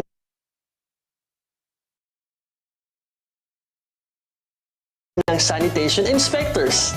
Dahil sa enhanced checklist, it's easier for the sanitation inspectors and more flexible to different Food Filipino service establishments. Katulong nito ang Code of Standard o COS, ang pangalawang food safety tool. Ito ay mas komprehensibo at mas moderno na guidelines upang mabigyan ng kahulugan ang mga kriteria sa food inspection checklist. At ang pangatlo, ang Operations Manual o OM. Ito ang mas updated at improved guidebook for sanitation inspectors to conduct risk-based inspections. Sinong gagamit kamo?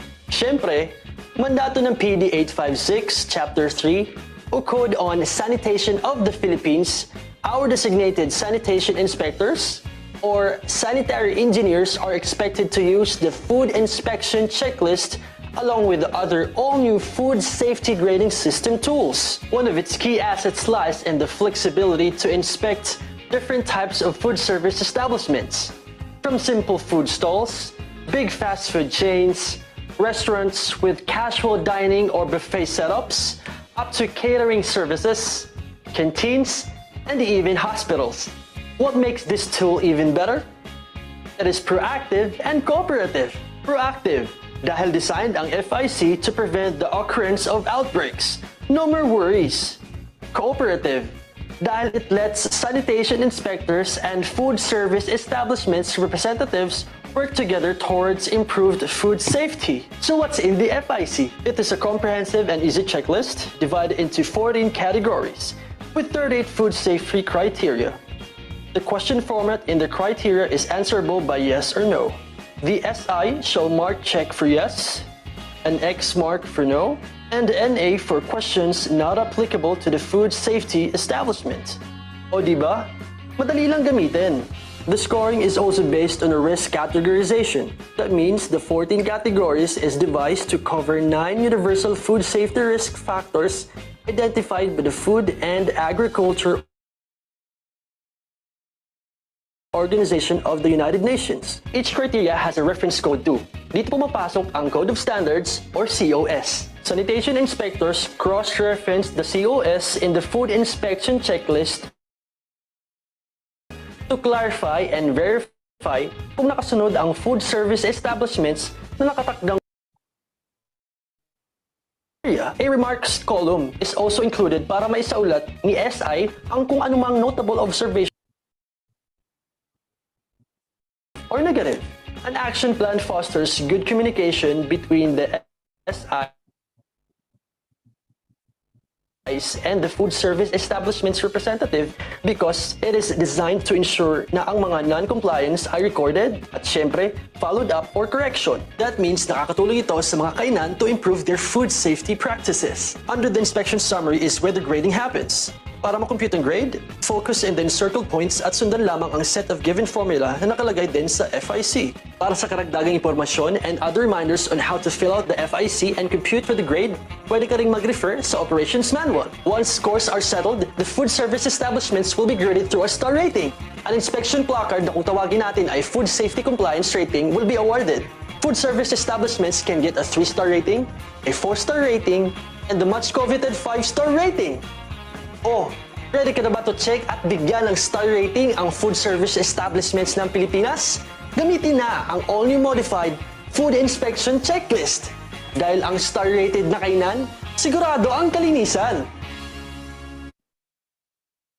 Okay, so some highlights of the result of the study para din po if ever CARAGA will be interested to adapt the tools for their constituents or even the LGU, at least meron po kayong idea on the performance of the tools dun sa aming mga na-pilot tests. So these are participated by 19 FSEs and then 11 out of the 19 or 58% passed the inspection and were given the star rating. So meron pong tatlo na naka-garner ng 5 stars. So that is yung bar na kulay gold or orange.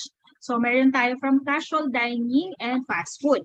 And then 4 for 4-star, which is yung light yellow.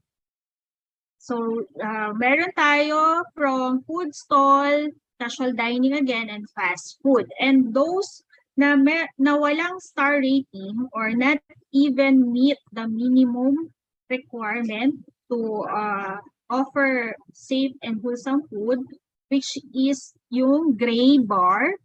So surprisingly, di ba po, hindi po automatic na fast food is having a 3-star rating. Kung hindi, meron din pong no star rating from the fast food, from casual dining, canteen, carinderia, and food store. So that means if in-apply na po natin yung identification ng 9 risk factors, these are present in different types of food establishment. Not necessary yung mga nauna na or established na fast food ay nagko-comply in terms of the food safety risk factors. So maganda po na way forward natin is to try these tools on your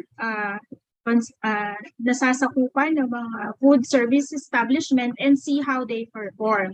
So ano na po, to the level of knowledge on food safety hazard, ang kayang i-identify ng ating FSEs, and at the same time, ano na po ang kanilang mga ginagawa para ito ay maiwasan, ito ay makontrol, or even ma-manage in compliance with the food safety. So another remarkable observation. Ito po ang mga common compliance na na-observe during the pilot testing. So one is proper serving and packaging, proper off-site transport or delivery of cooked food. So siguro po dahil naging in demand yung mga deliveries and transport ng ating cooked food, ayan, naging ano na po sila, complying. So another compliance are yung ingredients. They were found to be obtained from approved sources. So ibig sabihin, kaya pong ipakita, i-demonstrate ng ating mga FSEs na reliable ang sources ng kanilang mga ingredients. And lastly, yon, the compliance to no domesticated and animals present in FSE. So, ano naman po yung mga common non-compliance na nakita during the mock inspection? So, meron po tayong 3. So, one is not having a HACCP-based system and audit system. So, HACCP-based, alam po natin, this is applicable to food manufacturing kasi marami po siyang nire-require. But this also is practicing the risk-based approach, yung HACCP. Kasi may identification po ng hazard, may nomination po ng control points, and meron pong reporting and monitoring system. So, sa nasample po namin, 68% is not even aware of the HACCP principle and is not practicing audit within their system. So another non-compliance po is the lack of proper documentation and record keeping in line with yung kanila pong mga kinokontrol na practices. So the third one is the lack of equipment in monitoring procedure like the control of time and temperature during holding of food products. So, ibig sabihin, this time and temperature control is important, especially in the Philippines, kasi we are in the tropical country. So, also with the type of business na pwedeng sa umaga ang preparation, then siniserve during the 3 important meals of the day. Pwede po siyang siniserve ng breakfast, lunch, and dinner. So yung pong evidence na wala pong init-init or pangat, alam niyo po yung pangat, pangatlong pangatlong init, and then isa-serve pa. So yung evidence po ng hindi ginagawa yun ng ating mga food establishment is missing. Kasi wala po silang equipment to check if the food is cold in the proper time and temperature. So these three are under the category of high risk. Kasi pag present po ito sa establishment, meron po itong equivalent na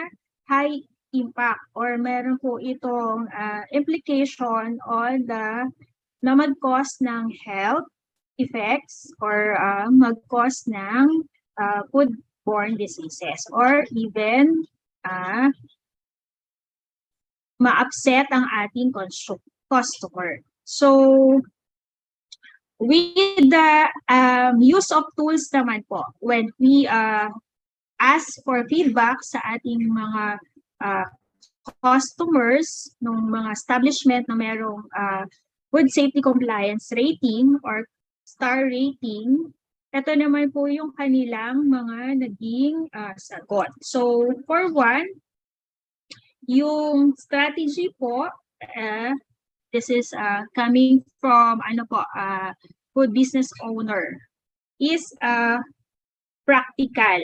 So practical because the tools, functions, and benefits translate to real life scenarios. So for one, sa business owner, gusto nila yung mga nakakatulong mag-promote sa kanilang business. And, secondly, to communicate kung ano yung tama at mali sa kanilang mga food handlers. And lastly, syempre, gusto rin po nilang mag-comply sa requirement ng LGU para po hindi ma-impede ang approval ng kanilang business permit. So, another feedback from our customer is that the information is helpful, especially na sila, hindi naman nila nakikita yung behind the scene ng preparation ng kanilang mga in-order. So, with this rating, ayan po, we have this following summary. First is that sanitation inspectors and health experts praise the tools or its modernized and objective and ease of use. Yan. This is as the result of the pre-testing. So, dahil po dun sa mga supplementary tools like the operations manual and the code of standards, naging mas madali po para sa kanila na maintindihan at makonduct ang risk-based inspection. Then another result is that yung mga food business owners and operators have a high acceptance of the tools as it identifies and explains food safety standards for improvement of their business. Now, some of them is not even aware of the RA 10611 or the food safety, the requirements and penalties of the Food Safety Act of Philippines. So, lastly, ito po is from the owners, especially of yung mga small businesses like yung na-inspect po namin ng mga karinderya, food stalls. Ang para po sa kanila,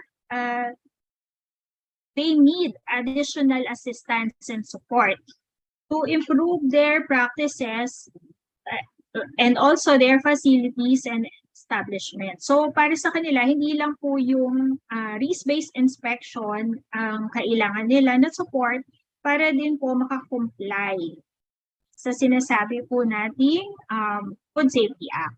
So as a conclusion, there is a chance to level up the compliance of our food service establishment like the karinderya, the food stalls, at kung ano pa ang maglalabas na type of food service establishment in the future.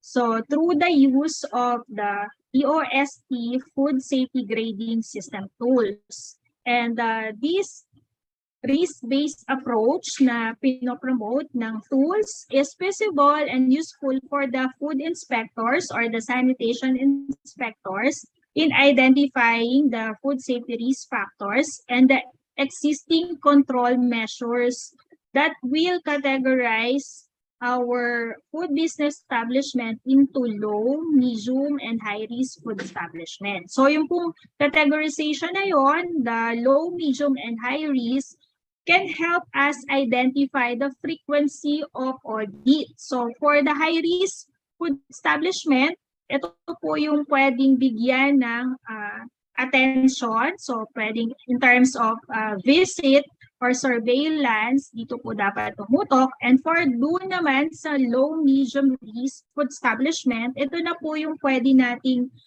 medyo bigyan ng visit every other year or kung ano man ang ma-decide ng ating LGU. And in terms of adoption of the tools by our Department of Health and the representative of the LGU for wider implementation, ito po, this needs further study on impact among different types of FSEs. Kasi alam ko po, merong mga LGUs na may initiative na gumawa ng holistic approach. Like, meron pong LGU na nagtatayo ng food park and then they screen those businesses na magtitinda doon sa food park. So parang isang set of protocols for those na gustong magbenta ng kiosk type or stall type, pero the infrastructure required in order to comply with yung clean water source, with the required facilities for clean hand washing, yung mga ganun po. So, meron pong mga LGUs na sila mismo ang nagpo-provide nito para doon sa mga small businesses or doon sa mga start-up na gustong mag-offer ng safe and wholesome food.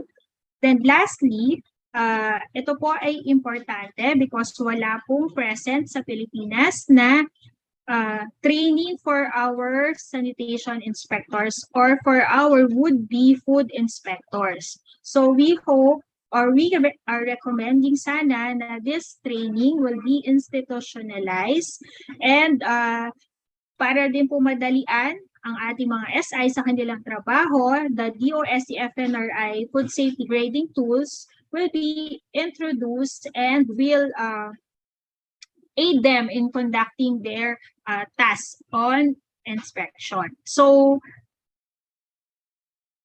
ngayon naman po, if ever that any one of you will be interested, so the project team is available for requests for training, especially yung orientation on the food inspection checklist. And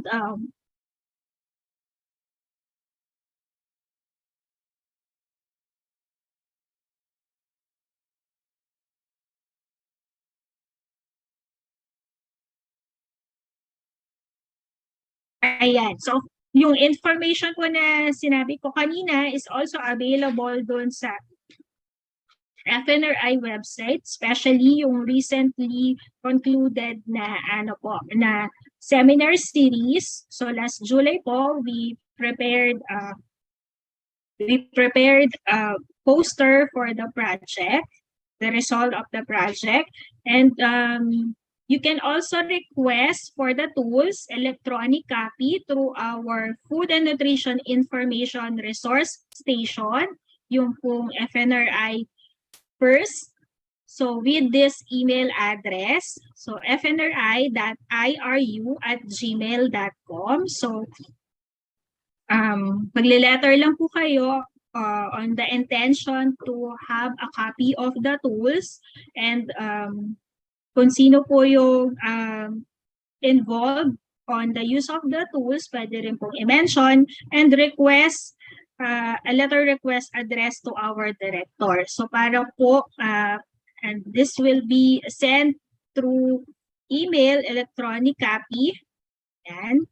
So yan po, nag-post po ng message yung in charge sa aming FNRI first.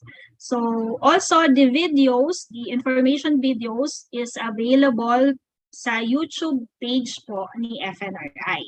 So for possible collaboration with your LGUs, with the DOST CARAGA, just write a letter of interest to our director, and yun po, we will conduct a meeting discussing kung ano po yung request nyo, and then ano po yung pwede assist ni FNRI. So we are willing to conduct the trainings para po sa use of the tools, orientation for the tools, and for request naman po ng hard copy ng tools. So we have a limited copy. So kung meron po kayong interest na magkaroon ng hard copy, just email also.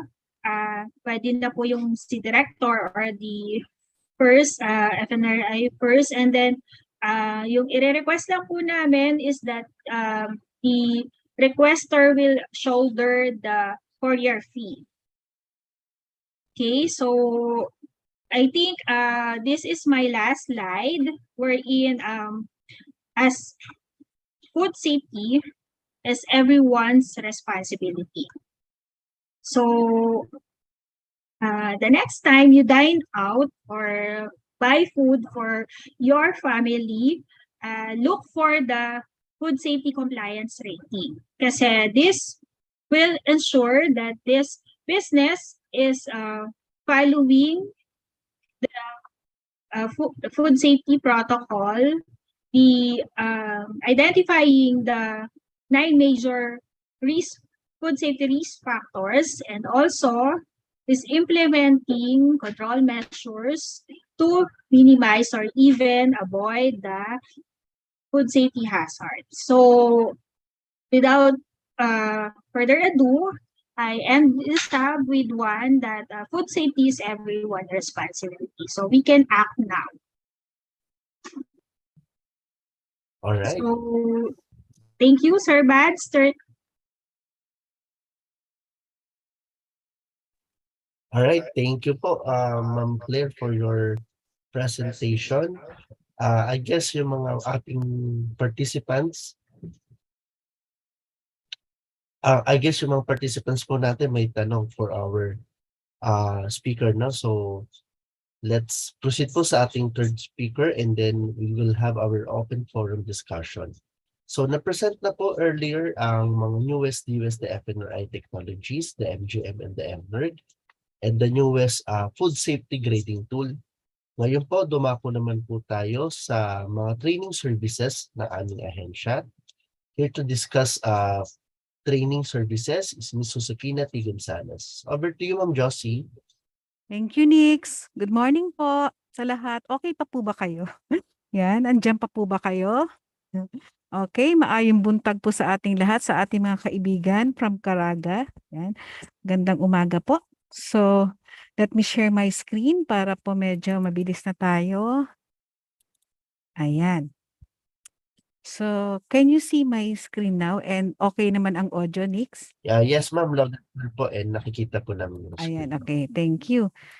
So as mentioned a while ago po ng ating mga previous speaker, yung DOST FNRI po, yung Food and Nutrition Research Institute is an attached agency of the Department of Science and Technology. So tulad po ng nabanggit kanina, we are mandated to do the 3Ds. So una po, to define the nutritional status of the whole population, and then second is to develop and recommend policies based on the problem na nakita po sa survey. And then third is to diffuse knowledge or disseminate information on food and nutrition and provide S&T services sa ating mga relevant stakeholders. So para po ma-fulfill itong ating third mandate, ang FNRI po ay gumawa po kami ng isang umbrella program, which is the IFNRI, na dito po nakikita it harmonizes the different information and communication technology ng ng mga programs or projects ng institute, no? So ito pong dahon na to, it represents malunggay. So makikita niyo po yan, bawat dahon po niyaan, ayan, meron po siyang kanya-kanyang services na ino-offer. So punta tayo dun sa first leaf, no? So yung first leaf po, ang tawag dun ay I-assess. Balik ulit ako dun sa dahon. Ano? Ito po si I-assess, yan. So meron po siyang iba't ibang services na ino-offer. So una po doon yung help. So ito po yung help, no? Makikita niyo po, ito po yung help online. So help stands for Healthy Eating and Lifestyle Program. So ito po ay isang web-based kung saan po dito makikita yung nutrition counseling. For example po, meron kayong medyo problema sa weight nyo, pwede po kayong mag-avail ng aming services through online. Ilalagin nyo lang po or kikiin nyo lang po yung weight nyo, yung height nyo, and then makikita nyo po yung BMI. And then our registered nutritionist dietitian can help you po sa pamamagitan po ng counseling. Yan. And then meron din po kaming ito po, enhanced services, sensory evaluation laboratory, kung saan po yung role ng sensory evaluation in product development is to give the consumer insights through the use of human senses. So kami po, ang DOST-FNRI, ay meron po kaming state-of-the-art na sensory evaluation laboratory, kung saan po ito ay pinamumunuan din ni Ms. Claire Gasias na, no, ngayon. So nandito po makikita, meron po tayong mga trained panelists from DOST-FNRI. Ito po ay tinrain, so hindi lang po basta titikim ng product para ma-out sa market, but trained po ito to assess or to tingnan po yung mga attributes ng isang produkto bago po ito ilabas sa market. Yan po yung ginagawa ng sensory evaluation. And then another leaf, another services po, yung iServe, no? So sa iServe naman, ito po yung makikita nyo. Ito po yung Philippine Food Composition Table. So ito po yung PhilFCT. So dito po sa Philippine Food Composition Table, ito po yung online database kung saan po 1,500 commonly consumed na foods sa ating bansa ay nakalagay po dyan. Ano, halimbawa, interested po kayo, ano ba ang sustansyang makukuha ko sa paghalimbawa overproduce po kayo sa CARAGA, for example, ng kalabasa? Yan. Kasi si Sir Noel noon, na-remember ko, nag-invite siya sa amin po, pinapunta niya po kami dun sa isang lugar, no, kung saan yung kalabasa ay 2 pesos na lang. So dito malalaman natin, gaano ba kadaming sustansya meron sa kalabasa? Dun po sa Philippine Food Composition Table, nandoon po lahat nakalagay, yung mga different sustansya ng kalabasa, kung mataas ba siya sa vitamin A, fiber, ayan, lahat po, iba't ibang pagkain nandun din po, no? So makikita niyo po yan sa isang click lang po, tapos andun din po yung halimbawa mga condiments, no? Makikita niyo po yan. I-click niyo lang po yung mga pangalan na categorize po yan sa ating mga meat, fruits, vegetables, so lahat po yan nakalagay doon, and makikita niyo na po yung gusto nyong hanapin na sustansya just in case po na nag-develop kayo ng product. Okay, so the next leaf naman, nandoon naman po yung I-promote. So si I-promote po, ito po, meron po tayo dito na yung your one-line map to market. So ano po ang ibig sabihin ng T2M2? So ito po yung tinatawag na Electronic Technology Transfer monitoring map, no, kung saan po makikita natin yung iba't ibang adapters, no, kung saan na po ba nakarating ang aming mga technology. So iba't ibang region po yan, ano, gaano na ba kadami ang nag-adapt ng Nutriban, ng enhanced Nutriban o iba pang mga teknolohiya ng FNRI.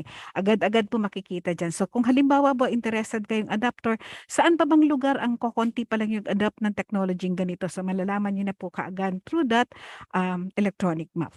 Okay, so next leaf naman po ay nandun po yung iBusiness, no? Sa iBusiness naman, sa iBusiness naman nandito naman po si FNRI, Ito po, nandito naman po si FNRI, yung ating pong Service Laboratory Integrated Online System, no? Kung saan po yung ating mga laboratory na nag-undergo po yan ng mga certified po yan ng ISO, no? So pwede po silang mag-avail ng services ng ating mga service laboratory po. Ayan. And then, ang pinakahuli po, wait lang, ayan, ang pinakalas po sa dahon na yan ay yung iTrain. Yan. So ano ba ang iTrain? Ito naman po ang tinatawag na Food and Nutrition Webinar Channel. Kung saan po na-establish po ito ng 2018 because nasa digital age na nga po tayo, and then dahil po sa pandemic din na naging trend, so to keep up with the trend, ang ginawa po natin ay gumawa po tayo nitong iTrain website na to kung saan dito nakalodge lahat po ng mga trainings natin, offline or online. Ayan. So dito po meron tayong iba-ibang features kung saan nandito rin po yung train online na pwede po kayo makapanood ng mga training, seminars, cooking demo videos online. And then yung train on-site, halimbawa po meron kaming feature o meron kaming ino-offer na face-to-face trainings, pwede po kayong mag-enroll online din. Walang hassle, no? Pwede tayong magbayad online, enrollment sa online. Ayan po. And then yung train now, ito po, at your most convenient time, you can watch the training, seminars, cooking demo videos, ma-upload nyo rin po dun sa site. And then train live, dito po tayo magre-register and manood po ng mga scheduled webinars. So kaya din po ginawa ang iTrain to be able to have a wider reach po para sa ating mga participants. So katulad po na nangyayari ngayon, actually last week lang po, August 11, meron po kaming ginawang training sa CARAGA that was online. Ito po yung meal management na training. So yun po, kaya po para makover natin yung the whole region sa Pilipinas. So online learning is the new normal dahil nga sa pandemic, na-limit po natin yung face-to-face. So naka-online po tayo palagi, and then online learning is here to stay. So ang purpose po natin ng iTrain is yun nga po, para yung public can easily access the DOST FNRI training courses na ino-offer natin. So madali lang po, very friendly po itong iTrain natin. So katulad po nung since 2018, yung amin pong annual na tinatawag mo na Food and Nutrition Seminar Series, dito na po natin pinapa-enroll yung mga participants natin. So mag-enroll lang po sila, and then po upon enrollment, yan, nakikita na po nila yung mga webinar na nakaschedule. Tapos magbabayad po sila. Tapos ayan po yung mga questions dyan. Katulad po nitong year na to ay hybrid po yung aming seminar series. So meron pong nandun sa on-site, which is sa Manila Hotel, and then meron din pong online. Ayan. So eto po, napakadali lang din po kasi meron lang po silang upon enrollment, may sasagutan lang po silang pre-test, post-test. Ayan, nakikita niyo yung take na pre-test, tapos po magpo-post-test po sila. And then po sasagutan din nila yung evaluation. Upon completion ng ating mga forms na yan, mga requirement natin, they can easily download po yung kanilang certificate. Ayan. So, ayan po, mabibigay na agad yung certificate. Makukuha na po agad natin. Every session po, meron tayong certificate. So, very useful po ito, lalo na po sa ating mga nutritionists, dietitians, and allied health professionals. So, nandito rin po ini-feature yung ating mga forum, ano yung mga articles na pwede nating ilagay dyan sa forum. Na po. So, yan. And then dito rin po natin mapapanood yung nasi-showcase din po dito yung mga kitchen-tested recipes ng FNRI. So meron tayong different videos na pwede niyo pong mapanood in your most convenient time. Ayan po. So dito rin po nakalodge yung different trainings na ino-offer ng DOST-FNRI. So we categorize ito sa dalawang category. Una muna, capability building on food and nutrition, kung saan po ang aming bestseller is the training on meal management and food handling. So katatapos lang po natin sa CARAGA nito. May request po kayo ng August 11. And then training on basic nutrition therapy and FNRI developed tools, kung saan meron din kaming forthcoming request na gagawin po sa Benguet, pero online naman po ito. Request po ito ng Benguet. And then we also have the seminar workshop on understanding nutrition label. Ayan, para mas maunawaan po ng ating mga food industry kung paano maglagay ng label. And then yung safe use of food additives. Tapos meron din tayong capability building on food processing for livelihood, kung saan nandun din po yung understanding the requirements ng sensory evaluation sa mga food industries po. Nag-a-avail po nito mga training na to para po maintindihan nila paano ba ang tamang sensory evaluation bago ilabas yung produkto nila. And then, ang FDA po ay nire-require po ang ating mga food industries to be able to have a certification from FDA. Nire-require po nila na mag-undergo ng training workshop on GMP, no? Sa amin, nire-refer po nila ang DOST FNRI. So, meron po itong 3 modules. So, meron po tayong 5S, Basic Food Safety, and then yung Elements of GMP. Ayan po. So, yun lang. Doon na po ako nagtatapos sa aming mga training courses na ino-offer and yung ano po ba yung iTrain. Ayan po. So, kung interested po ang ating mga participants, they can just write a DOST CARAGA and then DOST CARAGA will course through it sa DOST FNRI para po matulungan kayo kung ano man po yung interest nyo sa mga trainings namin. Katulad din po ng mga nabanggit ng mga resource person natin, lalo na po yung sa food safety grading tools, no? Sana po ay maka-avail tayo ng mga training na yan. Thank you very much po. Kung may questions, later na lang po, Nix. So, over to you, Nix. Alright And po. Buds, thank you. Thank you po, Ma'am Josie, for your presentation. And now, we will proceed po sa ating open forum discussion. Sa ating po mga participants, and welcome po pala sa mga bagong pasok na participants. You may type in your question po sa ating chat box, or if you wish po na magtanong via audio, kindly raise your hands lang po sa ating pong Zoom space para po kayo ay ma-recognize po for your question. Ayan, so may nag-direct message po. I think this is for Miss Abby Padrones. Ang MNERC at MGM po na presented nyo for pregnant and lactating women lang po. Ano po ang mangyayari if kinain siya ng average adult? Mas mabuti po ba ang MNERC kaysa sa IFR for pregnant and lactating women? Ma'am Abby? Good afternoon po. Salamat po sa katanungan. Yung MNERC naman po ay formulated for pregnant and lactating women. However, pwede naman po siyang kainin din po ng yung common consumers. However po, pagdating po sa pricing nito, mas mapapamahal po tayo. So, yung ating recommended lang po kasi ay mas mababang micronutrients. So, yung additional po na micronutrients na pangbuntis na po sana ay binabayaran din po natin na hindi naman po ganun kataas po yung ating requirement. So, cost-wise, hindi po siya ganun ka-recommended. But pwede naman po siyang kainin. Actually po yung mga trials po namin, ginagamit ko din po yun sa bahay. Pero pwede naman po siya. Tapos po, ano po ba yung second question ulit? Hindi ko po naklasa. Ang second question niya po, mas mabuti po ba ang MNERC kaysa sa IFR for pregnant and lactating women?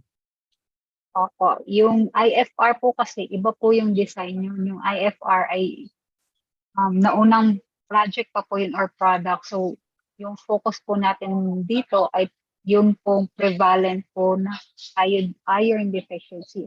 So, yun po yung tinutugunan niyo. Since iron lang po yung ating pinakamataas na prevalence po dati, yun po yung nilagay natin sa rice. Now, yun nga, nabanggit ko, since dynamic po yung ating R&D, parati po tayo nag-improve. So, naisipan po namin gamitin yung technology ng rice fortification, gamit po yung ating multi-nutrients.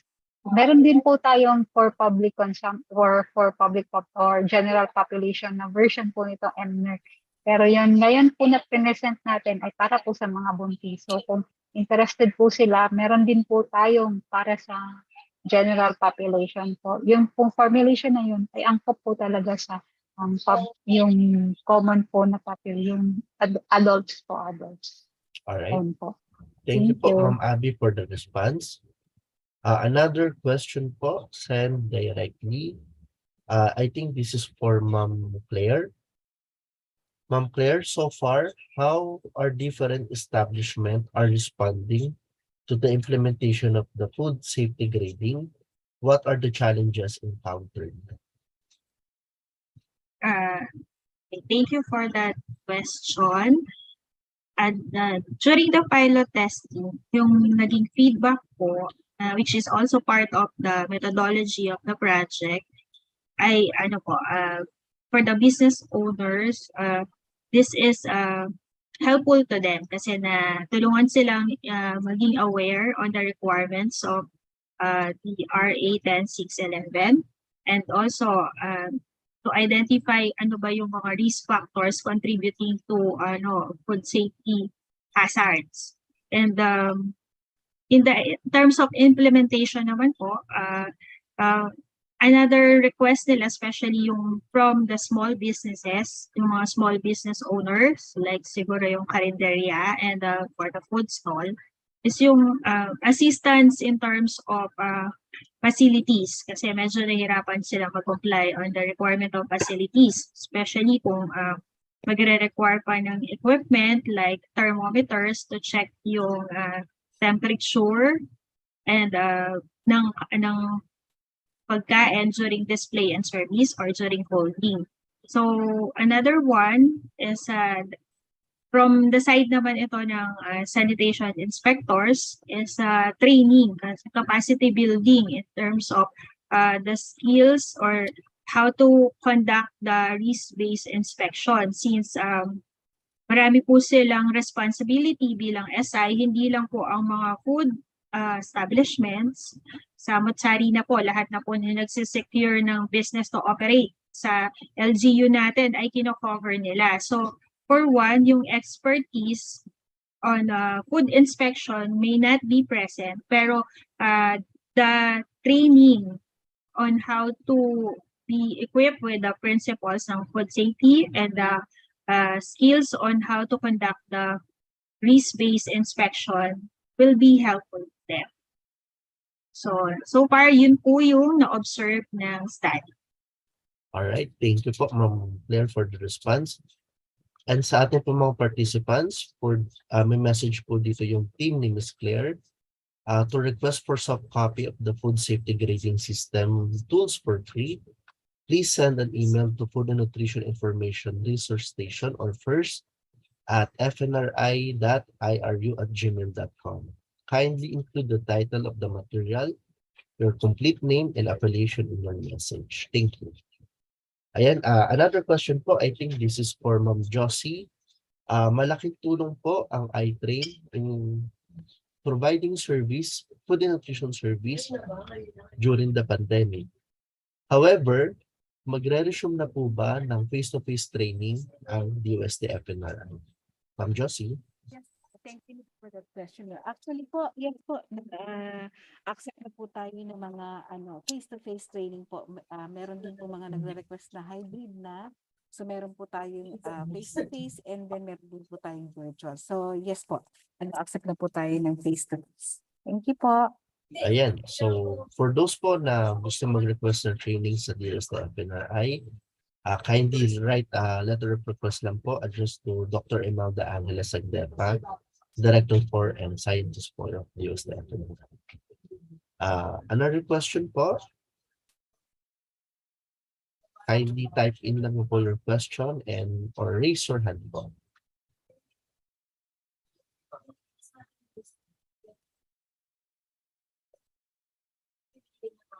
Right. Okay, I think that's it for our question and open for yes po. Next, just by the way, yung mga training courses na ino-offer natin, it is applied sa PRC para po sa CPD units. Ayan. For added value po sa lalo na pag sa mga nutritionist, dietitian, teachers, ayan po. So may po yung CPD units. Thank you. Okay. Ma'am Abby from DOST SD Surigao del Sur po, is MGM and MNERC already available in the market and what brand po and what areas available? Maybe ma'am, sino po ba ma'am yung mga nagpo-produce na po ng ating MGM and MNERC technologies? Sa ngayon po, hindi pa po siya available sa market, both for MNERC and MGM. Pero meron na po tayong isang adapter po na ongoing po yung natin. Yung processing po ng licensing agreement po. Ayan, okay po, noted po.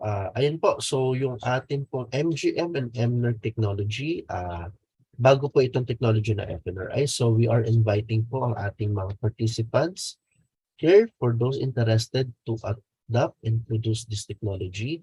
Sundan lang po natin yung technology transfer protocol presented by Ms. Abby earlier. So it will all start po sa sending of letter of request, again, address po sa aming director, Dr. Imelda Angeles Segdenta. Ma'am Claire, you are raising your hand po. Go ahead, ma'am. Ayun, Sir Bads and Sir Nix, this is ano lang po. I would like to ask po any representative from the CARAGA region, maybe from LGU or the DOH CHD, if there is a inspection checklist na pina-implement po sa kanila, and same goes with yung pong sa DOST CARAGA natin or the PSTC sa region 13, if meron po silang pina-implement na rin po na katulad nitong sa FNRI. Para lang po, parang survey lang po. Ayun. Anyone po. Anyone po from DOST CARAGA po or DOH CARAGA? Who can answer that po?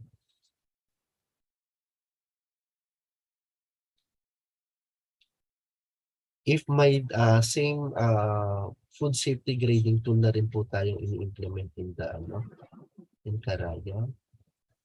Hello po, good morning. I'm Jen Yes. Biharme sa DOST CARAGA po. Yes, we are implementing a checklist right now. Based po siya sa Sanitation Code of the Philippines. In fact, we've been implementing this project for almost 3 years. We started at Siargao, then we expanded it to another city at Bayugan, and now we're starting with one city.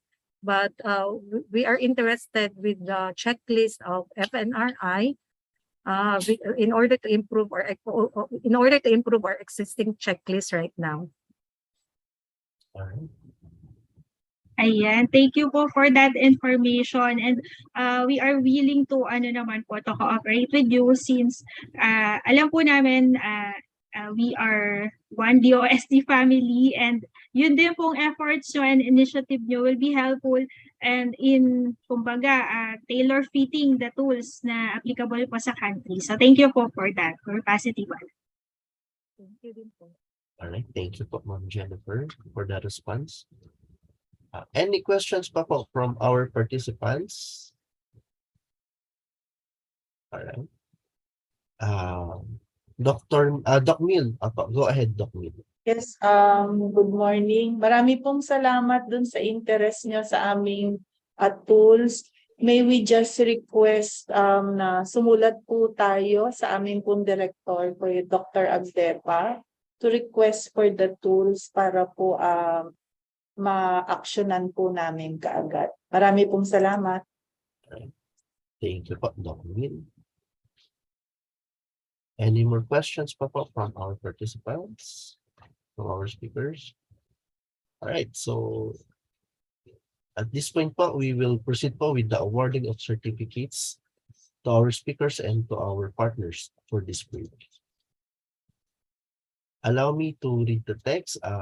Republic of the Philippines Department of Science and Technology Food and Nutrition Research Institute presents the Certificate of Appreciation to DOST Region 13 CARAGA for the successful conduct of Bringing in Resources for Everyone's Agenda on Kalusugan or BREAK for CARAGA region, held on August 25, 2022 via Zoom, given this 25th day of August 2020. Signed by Dr. Imelda Angeles Agdepa, Director 4 and Scientist 4. Salamat po sa ating mga partners po from DOST CARAGA. Thank you po for the smooth coordination po for the conduct of this event. Another certificate of appreciation to our resource speaker, Ms. Abby L. Padrones, for sharing her expertise and valuable insights as resource person during break for CARAGA, held on August 25, 2022 via Zoom. Given this 25th day of August 2022, signed by Dr. Imelda Angeles Agdepa, Director 4 and Scientist 4. Thank you po. Same certificate is awarded to Ms. Claire Malibiran Gashas, and to our to Miss Josefina T. Gonzalez for her expertise and valuable insights as resource person during break for CARAGA. All right. Again, may we request po our participants to please turn on your cameras again for our photo op po. Nadagdagan po tayo from our initial head count earlier. So, salamat po sa ating mga participants. All right.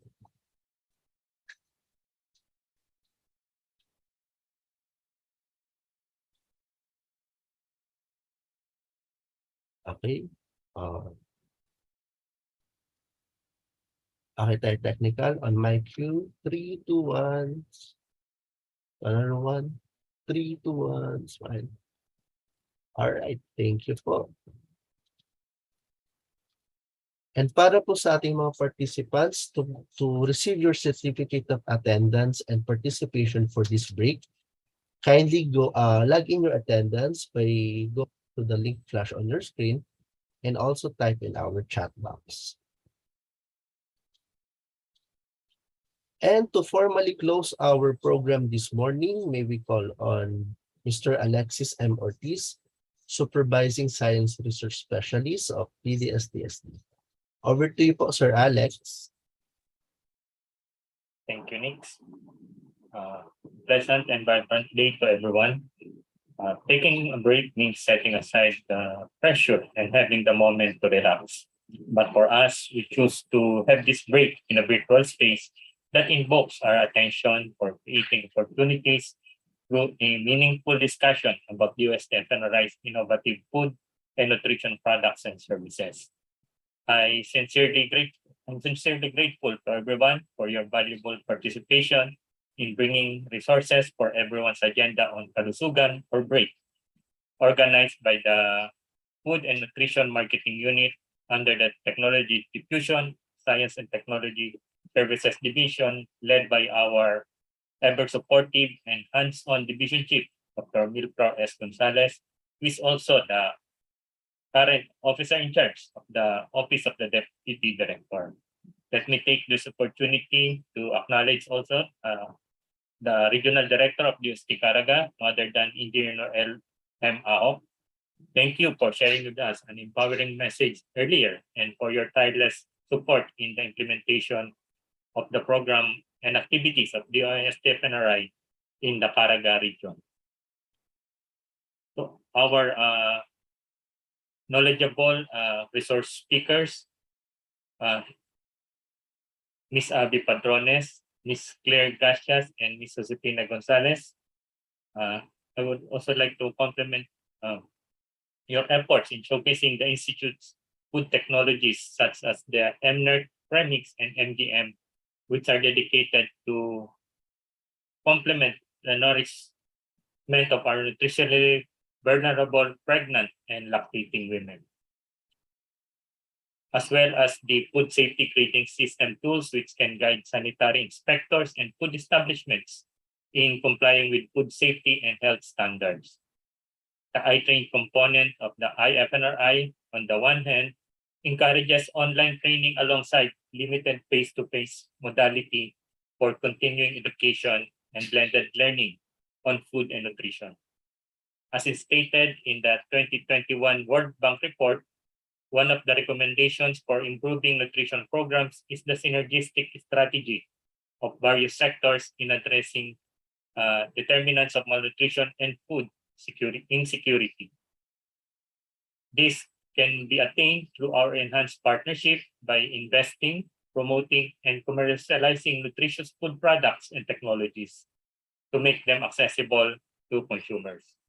I believe that this break serves as a lot of opportunities for leveling up our awareness on food and nutrition technologies and services that can lead to more engagement and partnerships. May this break signal the strengthen partnerships between the industries and other stakeholders in the region. Isang makaagham at mapagpalang araw po sa ating lahat. Salamat po. All right. Thank you po, Sir Alex, for the closing remarks. And again, thank you po sa ating mga participants this morning. To receive your certificate of participation, kindly again log in your attendance to the link chat in our type in our chat box.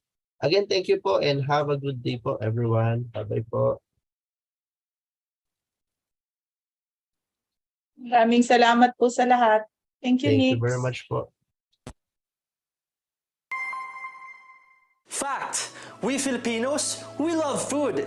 And in fact, we have more than 90,000 food businesses in the Philippines today. Ayon sa Department of Health, higit sa 41,000 ang naitalang kaso ng sakit dala ng pagkain or foodborne disease. The culprit? Unsafe food.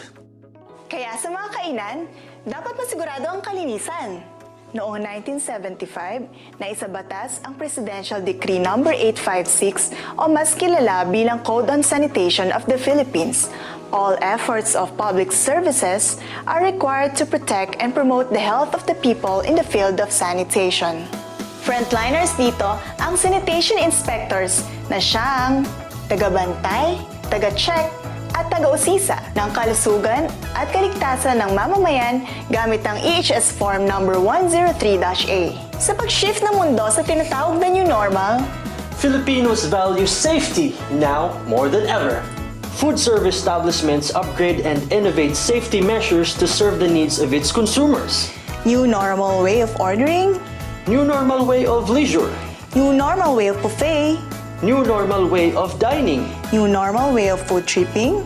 At new normal way of eating. Pero ang food safety standards natin, outdated and needs to be updated. Kaya't ang DOST bilang miyembro ng FSRCB ay pinangungunahan ang pagpapatupad ng Integrated Food Safety Program o IFSP na layuning makapagbigay ng evidence-based approaches, ma-meet ang customer satisfaction dulot ng improved service na mayroong kinalaman sa food safety, makabuo ng mabisa at sustainable na food safety systems, processes, and protocols. Simula 2018, ang FNRI or Food and Nutrition Research Institute ay gumawa ng grading system for adoption of food establishments in the Philippines. The project aims to develop a risk-based and modified food inspection checklist and grading system to rate the food safety of food service establishments in the Philippines. Through the project, DOST FNRI searched far and wide. From understanding the foreign food inspection checklist of USA, South Australia, and New South Wales, and learning the inspection score and grading system pilot schemes of Australia and Brazil against our existing local health and sanitation ordinances, to arranging consultation meetings from Department of Health and World Health Organization, taking strong recommendations from technical experts, conducting intensive pre-testing in regions in the Philippines, and being pilot tested in Taguig, Cainta, and Taytay, Rizal. Finally, the DOST FNRI is here to present the new standard of food safety grading system in the Philippines. The all-new modified food safety grading system tools. Dahil ang star-rated na kainan, Sigurado ang kalinisan. The all-new modified food grading system ay may tatlong tools. Una, ang Food Inspection Checklist o FIC na mas angkop gamitin ng sanitation inspectors. Dahil sa enhanced checklist, it's easier for the sanitation inspectors and more flexible to different food Filipino service establishments. Katulong nito ang Code of Standard o COS, ang pangalawang food safety tool. Ito ay mas komprehensibo at mas moderno na guidelines upang mabigyan ng kahulugan ang mga kriteriya sa food inspection checklist.